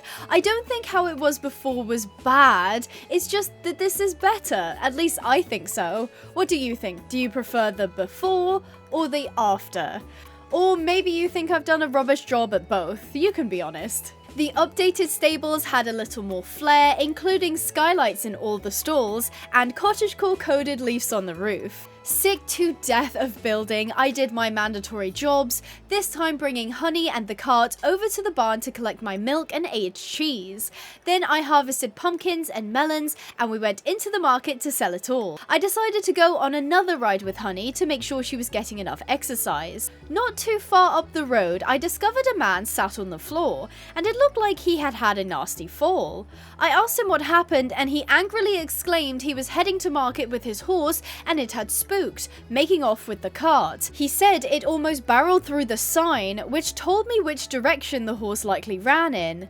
The man seemed pretty mad about it, so I didn't tell him I was going to look for the horse. I headed back towards the market, then took a left down the road, looking for any signs that the loose horse had been this way. The man said they had galloped off, which meant they could be anywhere by now. I kept my eyes peeled, keeping our pace at a walk so I wouldn't miss anything. For quite a while, I came up empty, wondering if I'd ever be able to find them. That's when I noticed a very clear patch of trampled ground. Where the grass grew luscious next to the path, it suddenly got very sparse, exposing using twigs and rocks. The man had also said the ground shook when the horse ran, implying it was either a heavy horse or a heavy wagon. That was my only lead at this point, so we came off the road to follow the mysterious bald patch. I had to keep my eyes down to ensure we were going the right way, and Honey confidently listened to my direction. It zigged and zagged across the meadow, a clear sign of a frantic horse. I could almost see the mountain village, and that's when I spotted a wooden cart with a crumpled dark form in front of it. We picked up the pace, and upon reaching the scene, I hopped off to see what had happened. A beautiful dark shire named Bud had collapsed in front of the wagon, and judging by how everything was sitting, it looked like he had run frantically through the meadow and then tripped, injuring himself. Now the wagon was pinning him down, and the horse could not get up. It was a horrible sight. The poor guy was filthy and badly hurt, and I needed to act quickly. The first thing I did was detach the wagon from his harness, moving it away from him. I had hoped he would get up once he was free, and a pit formed in my stomach when the horse did not move. I attached a lead rope to him, trying to pull him up, to no avail.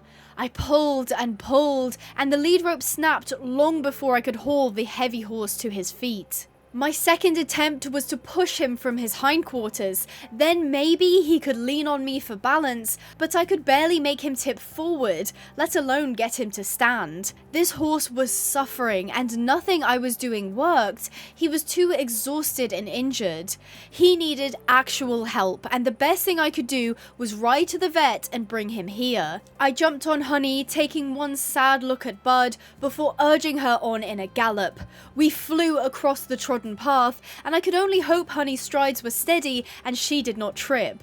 We dashed down the path and swung into the village, where I yelled for the vet before we even got to the livestock area. The vet said they would follow me, and I offered for them to climb onto Honey, but they said they could not ride. The way back was agonizing. I was capped at a trot so that the vet running behind could keep up. The light was fading now, but we got back before darkness, and Bud was still laying on the ground. I let the vet get to work and tried not to get in the way, doing as he instructed, removing Bud's tack and harness. Soon we had a diagnosis, or diagnoses. He was suffering from worms, cuts, bruises on his hoof, and the deadly infection of strangles. My heart sank when he told me, and I looked over to see that Honey was now unwell too. She had contracted strangles from just being near Bud. The vet said the situation was not good, but if I could administer the treatments tonight and Bud made it through till morning, there was a chance he would be okay. I had to buy a ridiculous amount of medicine from the vet: antibiotics, Epsom salt, vet wrap, ivermectin, and antiseptic spray. After they were gone, I administered every single treatment Bud needed, plus the antibiotics for Honey too. She must have started to feel unwell pretty soon after we found Bud, but she carried me into town at a gallop and all the way back despite her condition. What a saint of a horse. Now all that we could do was camp out here and hope that Bud got up in the morning. Day 36, I couldn't sleep well, so I was up before 6 AM. Both horses were still asleep, so I anxiously waited for them to both wake. To my greatest relief, Bud was finally strong enough to stand, but barely. He looked like he would collapse at any moment, and I knew I had to get him home to recover. Honey was feeling far better and let me ride her home, Bud ponying behind. He was a gentle giant, and despite his pains and injuries, he never lashed out or pulled at the lead rope. I could see him much more clearly now, and he was a beautiful dark bay with a long braided mane, white socks, and a big blaze. He was very pretty. The journey home was quiet and calm, and I kept a close eye on the Shire to gauge his condition, as I would rather let him stop and rest than force him to keep going. Honey dutifully carried me and led the way back, dropping off our new rescue in the quarantine pen. Even though she was also contagious, she wouldn't infect anyone in the stables as she didn't share the paddock with anyone, but Bud still had worms which she could get. After a very stressful 2 days, I untacked Honey and untied her from the wall. She then decided to walk into the stable on her own. Clearly, she just wanted a bit of breakfast and some peace and quiet. I fed Nugget and topped up his water before returning to Bud, where I gave him another round of many medications. I also brought him into the shelter where he would be out of the sun, and in here he had access to food and water too. I had to quickly poo-pick Nugget's stall, and Honey's want for company became apparent as she stuck her head over the stable door, trying to see what all the other animals were up to. I promised her Bud would be added to the stables once he got better, and she wouldn't have to be so lonely after that. Teddy and Lola were thriving. I think they were a great match. Teddy's laid-back nature paired with a big sturdy presence, and Lola's hyper and loving heart stuck in a tiny body. I set up a purple tack box for Bud in the tack room, then rode Nugget to the faraway market to buy some boots and fly mask for Bud.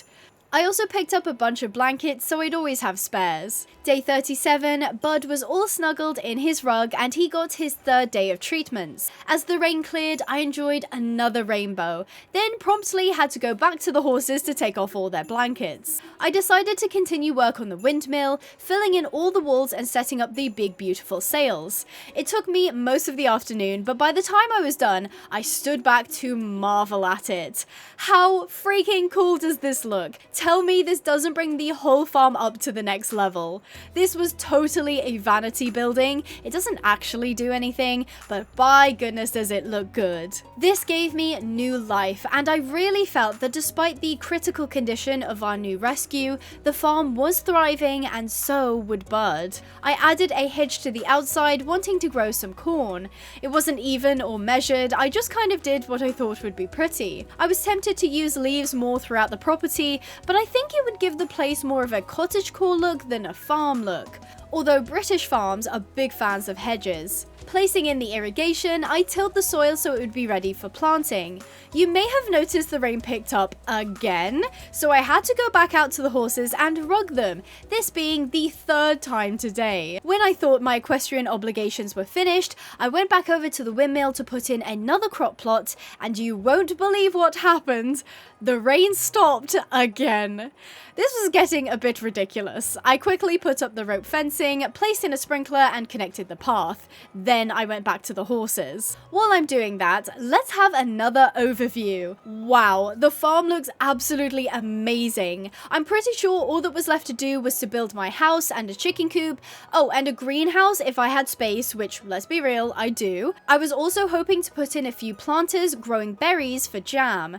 Goodness, I really love this windmill and the barn. The stables were nice too, I guess, much better than my first attempt. Day 38, Nugget was suited and booted to help me plough the new crop plot by the windmill. He was very patient while I got him hitched, and he pulled the plough confidently in the small space. It didn't take long to get the job done, and I planted my 1 cabbage seed that I had bought from the market. Little Nugget was done for the day, and I returned him to his pen, then completed all of my horse chores, including giving Bud his medicine. I decided to make a start on my house, and it was actually the same one I built in my original 100 days, using Croissant Cat's tutorial. First, I had to do a pretty massive amount of landscaping, which took most of the late morning and afternoon too.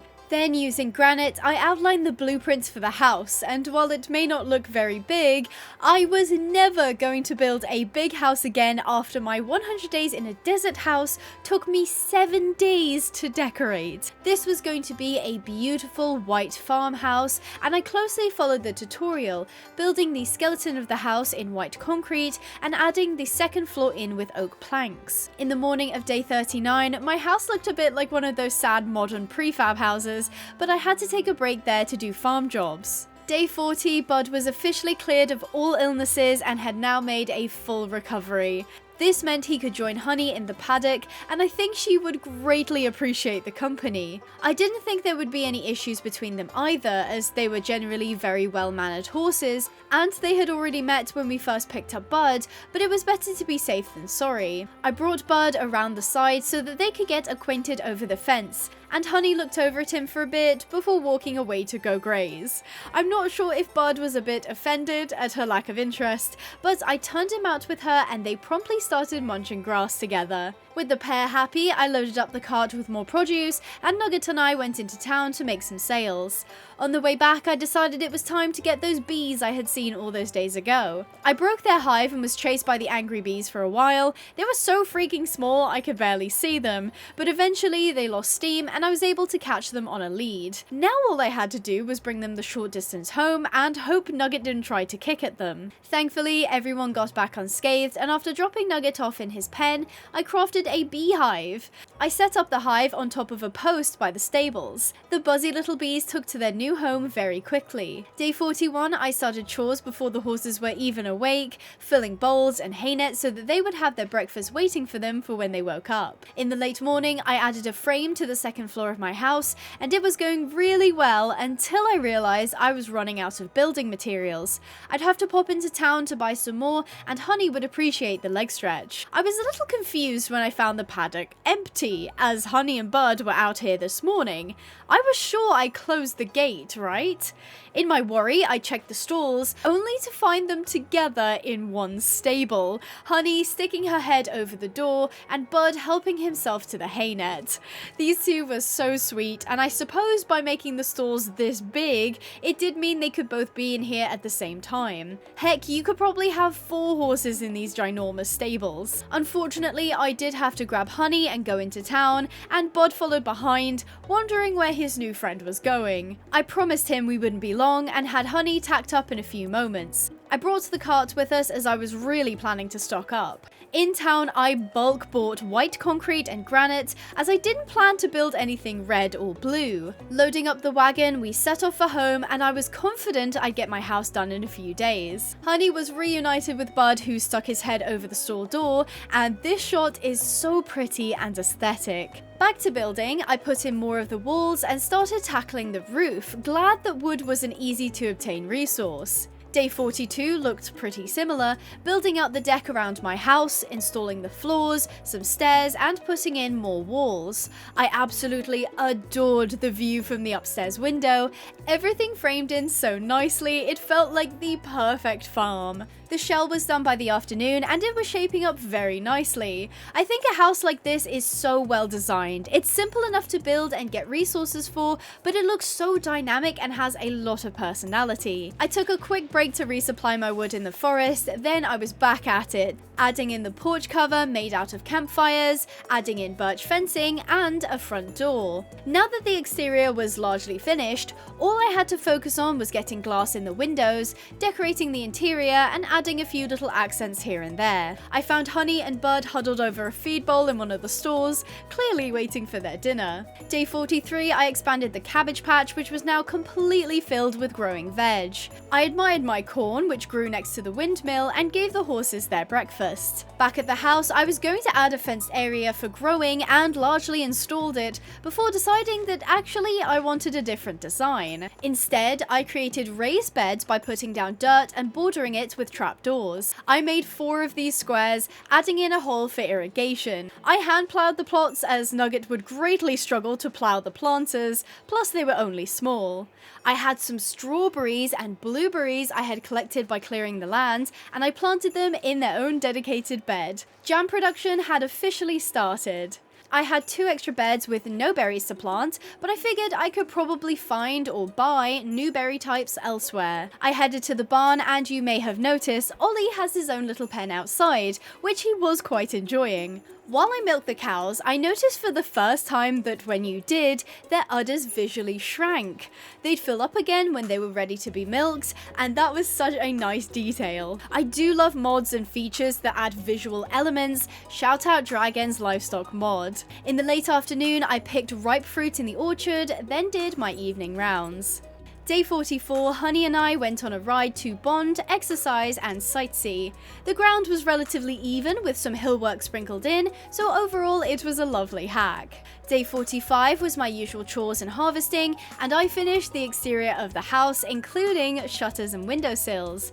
Now all that was left was the fun of decorating inside. Day 46, I decided to create a new wheat field, this one serving purely as aesthetic framing rather than actual harvests. I felt the space between the barn and the house was lacking, and since it did have a slight incline, I couldn't put a paddock or building there.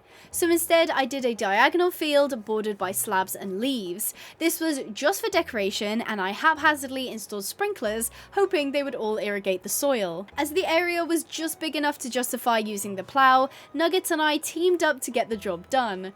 Unless I went through with my soil replacement plan, which I'd pretty much put on the back burner, there wasn't much more plowing to do on the farm. So we enjoyed the sun and the challenge of the slight incline.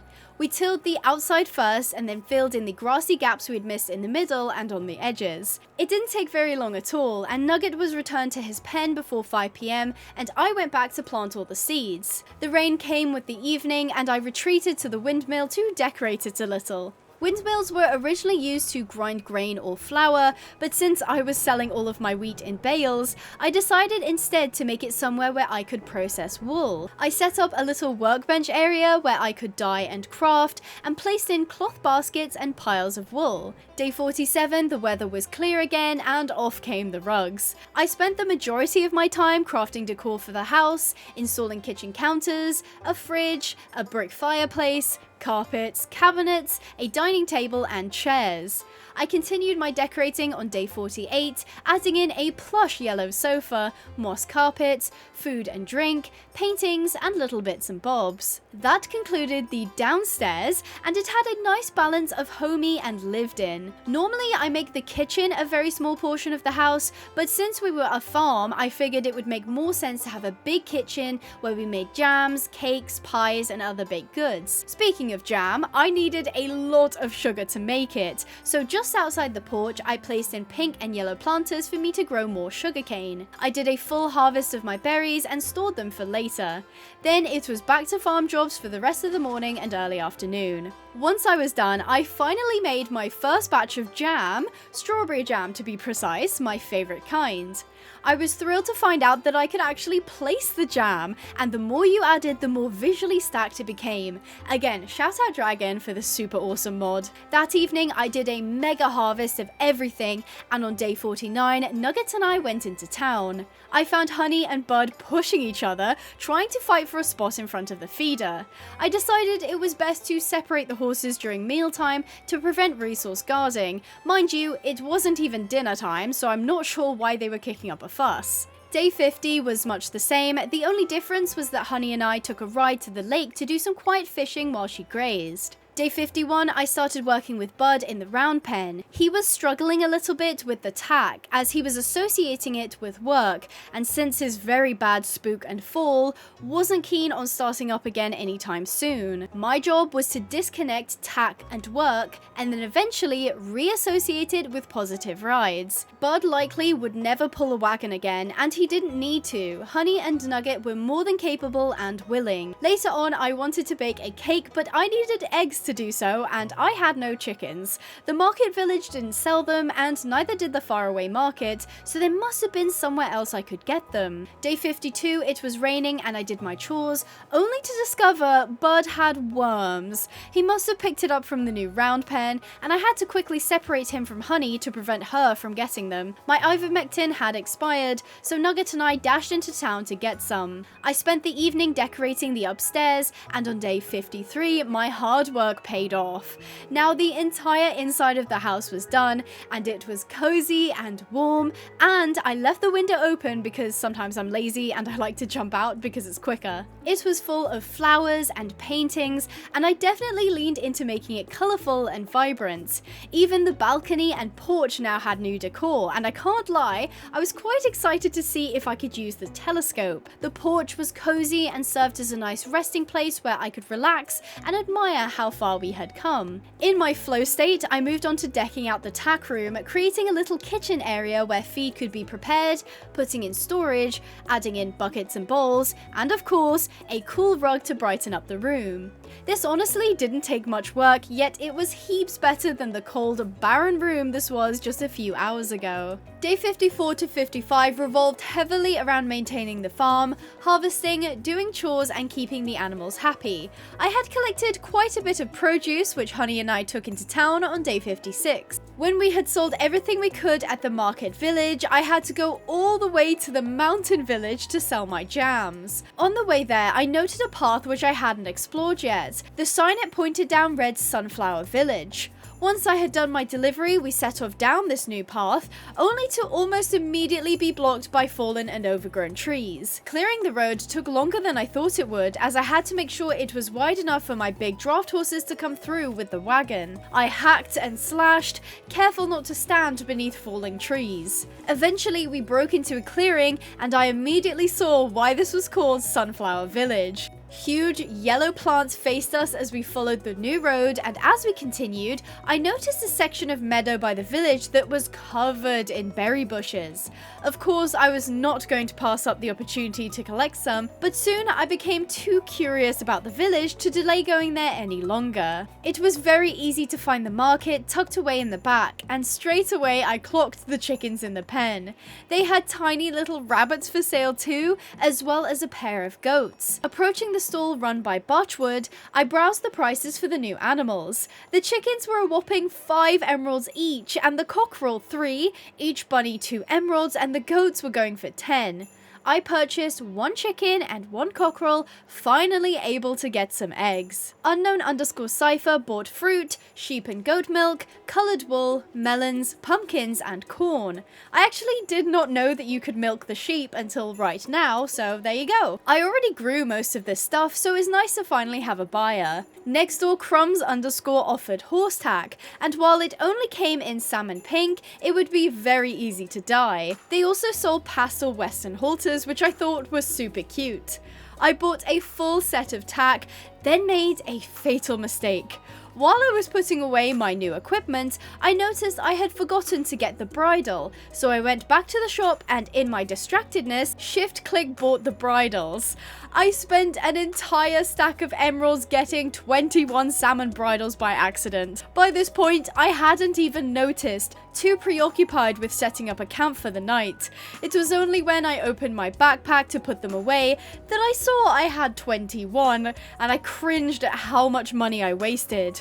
We bed down for the night so that we didn't have to travel back in the dark, and on day 57 I picked out 2 chickens to load them into the animal cart to bring home. I checked the tack shop again and they had a brand new set available, this time a black English set with lavender accents. I thought this would be a really nice outfit for Bud once we worked on his bad association with tacking up. This time I managed to not buy 21 bridles and set off for home with the chickens in the wagon. The cart was actually a fantastic way of transporting livestock and meant we could keep up a steady trot the entire time without having to worry that they were going to get stuck or the leads were going to break. Home at last. I had Honey bring the chickens over to a flat area where I planned to build the coop before returning her to the stables. Bud was now on day 6 of his worming treatment, and he and Honey would be reunited soon. The rest of the day I caught up on all the farm chores I didn't do yesterday, and I also dabbled in jam making that evening. Day 58, I grabbed some granite from my building materials and marked out the coop. I was freehanding this, so if it turns out ugly, I'm sorry. Usually I make the coops very small and narrow, but since this was a working farm, I may as well have a coop that could support a decent number of chickens. When the layout was done, I returned to the quarantine paddock to give Bud his final dose of dewormer. Finally, he would get to go back to the stable paddock and we could start working on his tack problem again. Back to the coop I went, finding a raccoon stealing an egg off one of the chickens. I filled the walls with concrete, making it relatively low, then added in a tall roof. Again, this might look whack when I finished, but I'm just going with what I think might look good. I added a fenced area where they could wander about, then added a few touches here and there. Day 56, the grand reveal. Ta-da! I'm so surprised at how nice the coop actually turned out. The big roof and low walls actually looked pretty good.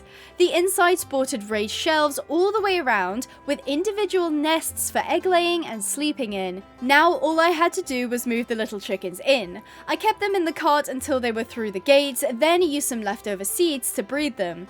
I got 4 fertilized eggs and each one gave me a tiny baby chick. I wasn't super concerned about genders as the males didn't fight, so I could focus on getting the number of animals up. Seeing the tiny chicks running around in the grass filled something in my heart, and I was so happy to finally have some poultry to look after. Now all I was missing were pigs and bunny rabbits. With the morning largely over, I worked on putting in some single wide raised beds to plant some sweet berries. Sweet berries were very prone to pricking, so this way I would be protected from their thorny stems when I walked between the beds, as the trapdoors were just wide enough that I would be safe. I also planted raspberries and blackberries in the 2 spare planters, adding new types of jam to my roster. In the evening, Bud and I were in the round pen, trying to work through some of his issues. He kicked at the saddle pad when I put it on, wanting to be free of the fabric, and I very calmly waited until he settled down and regulated, then took it off and rewarded him.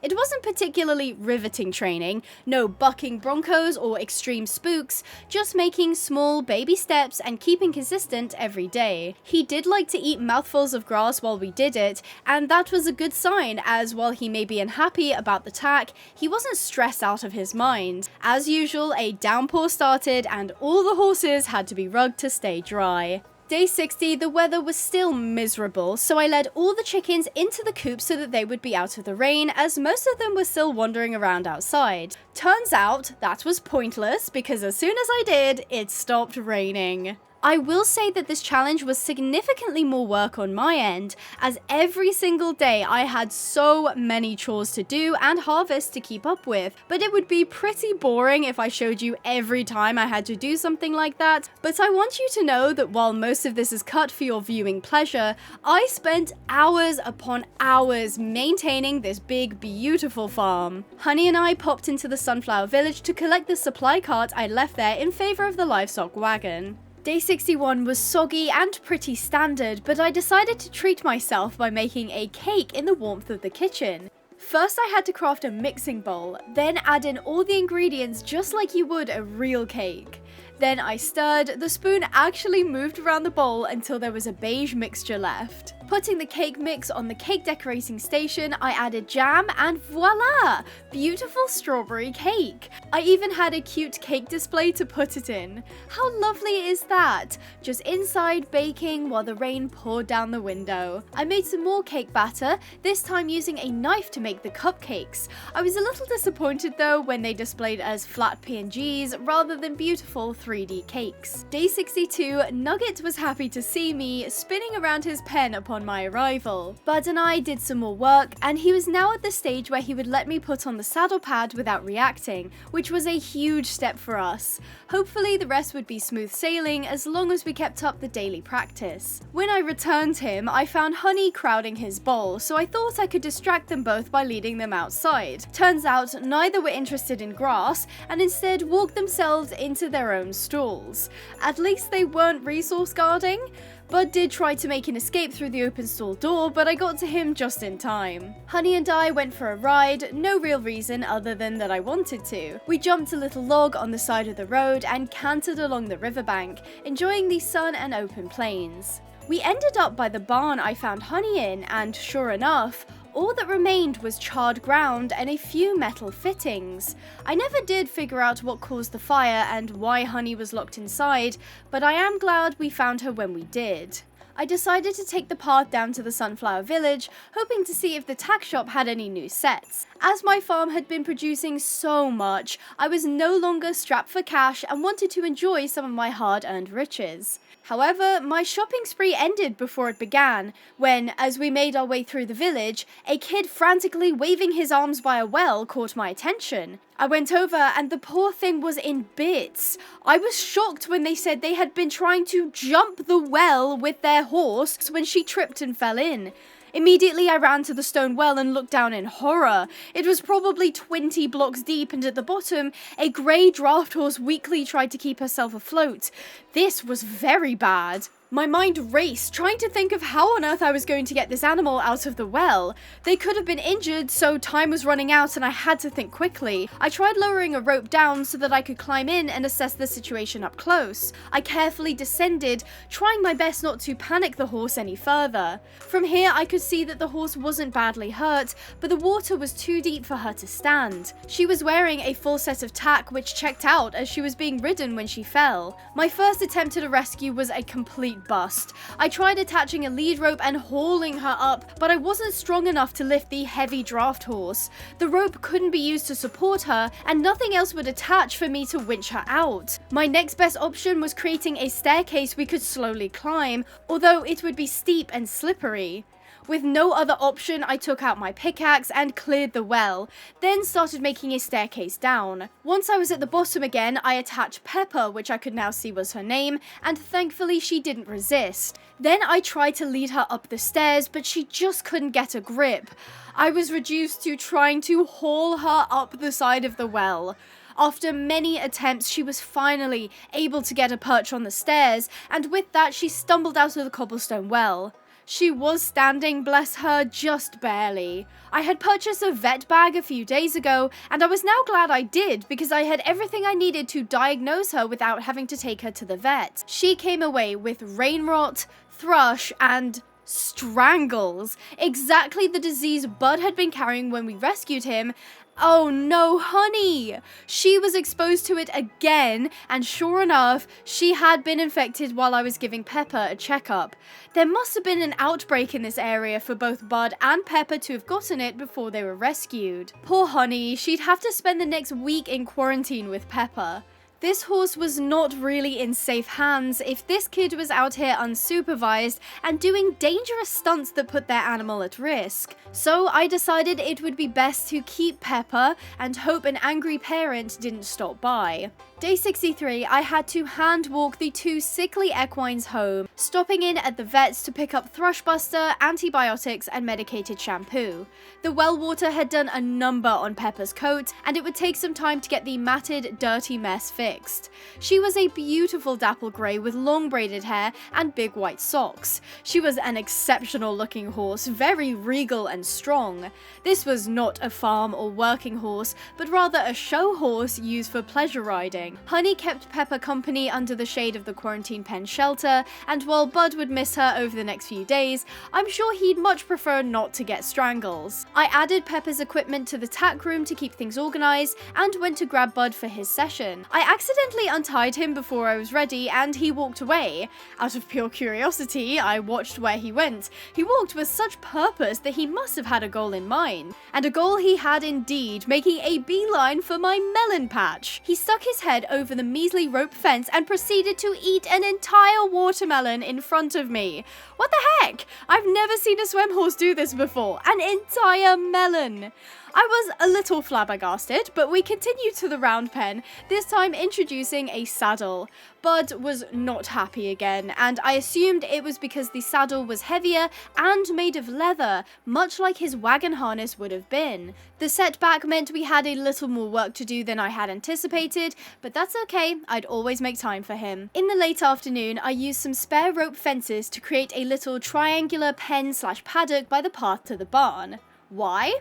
No idea. I just felt like it was looking a little underdeveloped. I was sure I'd find a use for it soon. Day 64 and 65 were chores, medication, and training until I discovered Nugget had worms. Again! I needed to go into town to pick up dewormer, but I was now out of horses that I could ride, as Bud wasn't quite there yet, although we had started to introduce the bridle. I decided Teddy would be the next best thing, and although I hadn't ridden him yet, he was already fully tamed and trained. He and Lola were brought into Nugget's pen so that he could babysit her, and she was very upset at Teddy leaving, trying with all her might to hop over the fence twice her height. I wouldn't be long, and Nugget would keep her out of trouble until I got back. After I got the medicine from the vet, the answer to what do we do with the weird triangle pen was presented to me.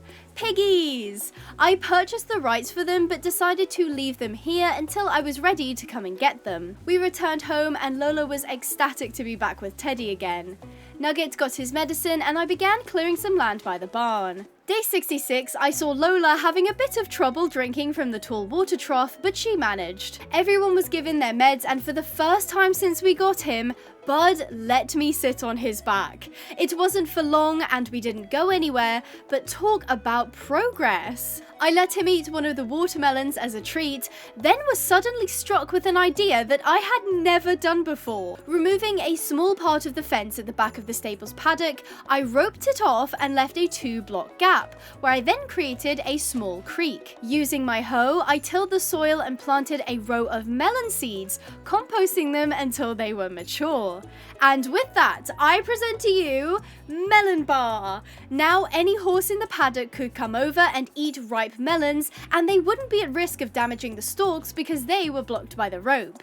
Is this genius or is this genius? Feeling pretty proud of myself, I went back over to the barn to start building a great big arena. Going out for hacks was nice, and the round pen served as a great starting location, but I wanted somewhere where I could ride and do some jumping. Day 67, despite a storm rolling in, I continued to work on the arena and added in some basic trot poles and small jumps to try out later. Day 68, it was looking pretty good, but as it was still storming, I couldn't use it today. Chores and medicine as usual, then jam making for the rest of the night. Day 69, Bud and I had our first walk around the round pen. The beauty with rescue horses is that they are usually already trained under saddle, and once they have a positive association with riding, they're usually pretty good past that point. I wanted to keep taking things slowly though, and after our walk there were lots of cuddles and treats to keep things positive. You know what we haven't done in a while? A farm overview. Wowee, look at how far we've come, and it's not even finished yet. Out of 10, what would you rate my farm? I personally am very happy with how it came out. I think I got to put in everything that I wanted to and stay true to farm life. That evening, Pepper and Honey had completed their full course of medications and are ready to reintegrate with the herd. Day 70, Honey and I went into town to do some sales and to pick up the new pigs. That was the plan anyway. When I got there, I decided to buy another mule so that if Teddy was needed again, Lola wouldn't be alone. I decided to name him Hugo because I was watching Saddle Club at the time. Hugo was such a great addition that it took almost no time for Lola to ditch Teddy in favor of the shiny new mule. At least these two could take turns babysitting the little scamp. Just two girl dads. I brought the pigs into the pen and named the male Wilbur after Charlotte's Web and the other Pepper, because of course. The pair had two adorable baby piglets and the pen was feeling a little barren, so I got to work making them a shelter. Day 71, Bud and Pepper were getting on like a barn on fire. Ooh, sorry honey. And the melon bar was a big hit. Overall, the horses were back to thriving, so much so that I thought now would be a fantastic time to do some breeding. I was originally planning to pair Honey and Bud, but maybe Pepper and Bud were more suited for each other. Using some rose feed, I induced the pregnancy, and even after that, Pepper and Bud were stuck together like glue. It was always very cute when two horses took to each other like they had. And now there was a little foal on the way. How exciting! That evening, Bud and I had our first little ride about. We didn't go anywhere or do anything, as I was still trying to reinforce that tack meant something fun and easy, not hard and scary. Day 72 was just a day of rain and chores, and on day 73, after selling all of our stock at market, Nuggets and I went for a ride in the mountains. Originally, I was going to follow this trail to see where it went, until I got the feeling we were being followed. A lone wild chestnut horse was absolutely obsessed with Nugget, and despite clearly being unhandled, ignored their natural fear of humans to follow the donkey around like they were long-lost cousins. Trust me, I did extensive testing to see if this was just a fluke, and maybe we just happened to be walking in the same direction, but even after we doubled back around, they followed us like a lost puppy. As they were wild, I didn't try to catch them and decided instead that if they were serious about following us around, then they would have to prove it by keeping up without my intervention. Sure enough, the small chestnut followed us all the way home, even though it was miles away and the sun was setting. Even in the dark, they kept up, clearly deciding we were their new herd. I let them come into the paddock, giving them one last chance to run away. They did not, instead coming over and circling me for a bit, almost eyeing me up, and then going over to stand by a now sleeping Nugget. What an oddball. I suppose this didn't count as a rescue, unless they wanted to be rescued from the wild? Not entirely sure. Under any other circumstance, I wouldn't have taken in a wild horse, but I guess they wanted to be here.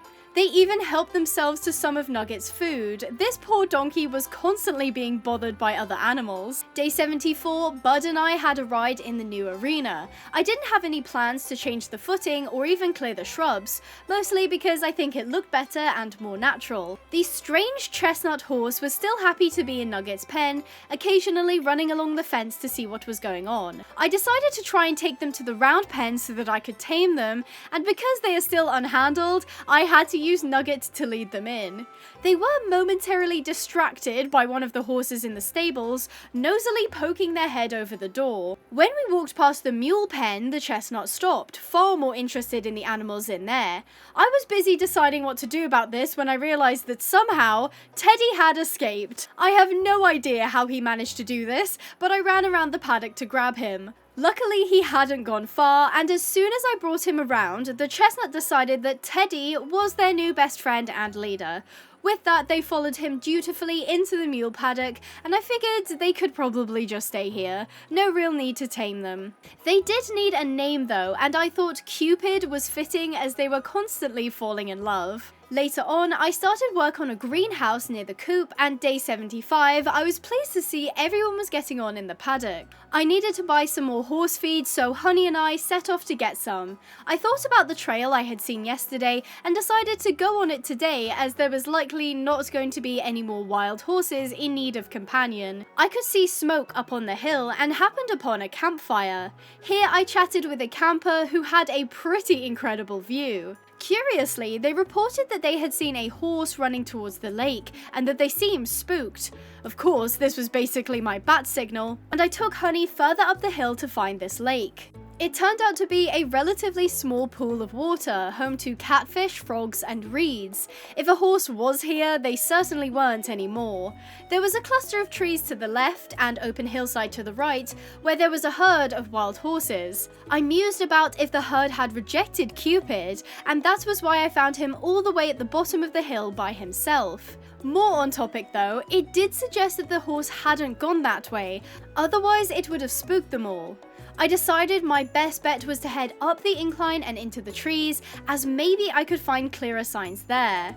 I'll be honest, I was starting to think the camper was just seeing things. The trees were perfectly intact, there was nothing on the ground that gave me a clue as to where the horse would have gone, and this forest wasn't huge. I almost gave up, but not before rounding a tightly packed cluster of trees and seeing a head poke through the shrubbery.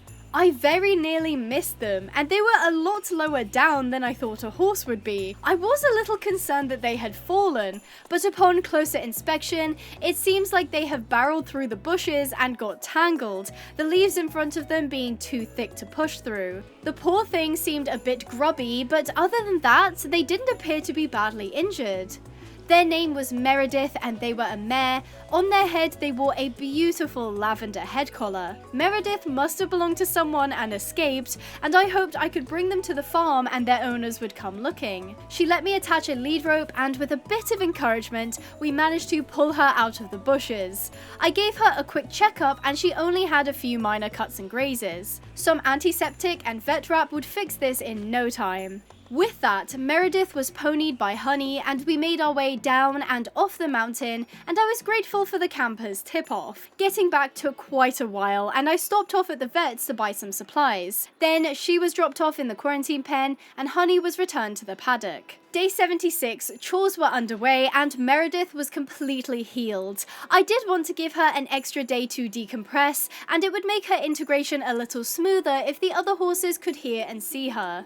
I was back building the greenhouse, and while I won't use the word eyesore, it wasn't the best greenhouse I'd ever made. Oh well, it did look like one of those glass ones that you might find in someone's garden. Inside, I set up tables for pots and raised bed planters. I'll be honest, I didn't make this because I needed it, but rather I wanted my farm to have one, so it didn't really need to be that functional. Day 77, all the horses were in their correct stalls for once, waiting for breakfast as they did almost every morning now. I went to go get Meredith, wondering if it would be a problem that I had 4 horses and only 3 stables, when I noticed she had an admirer. The hardy, tolerate you because it's the right thing to do donkey was making heart eyes at Meredith, longingly staring over the fence.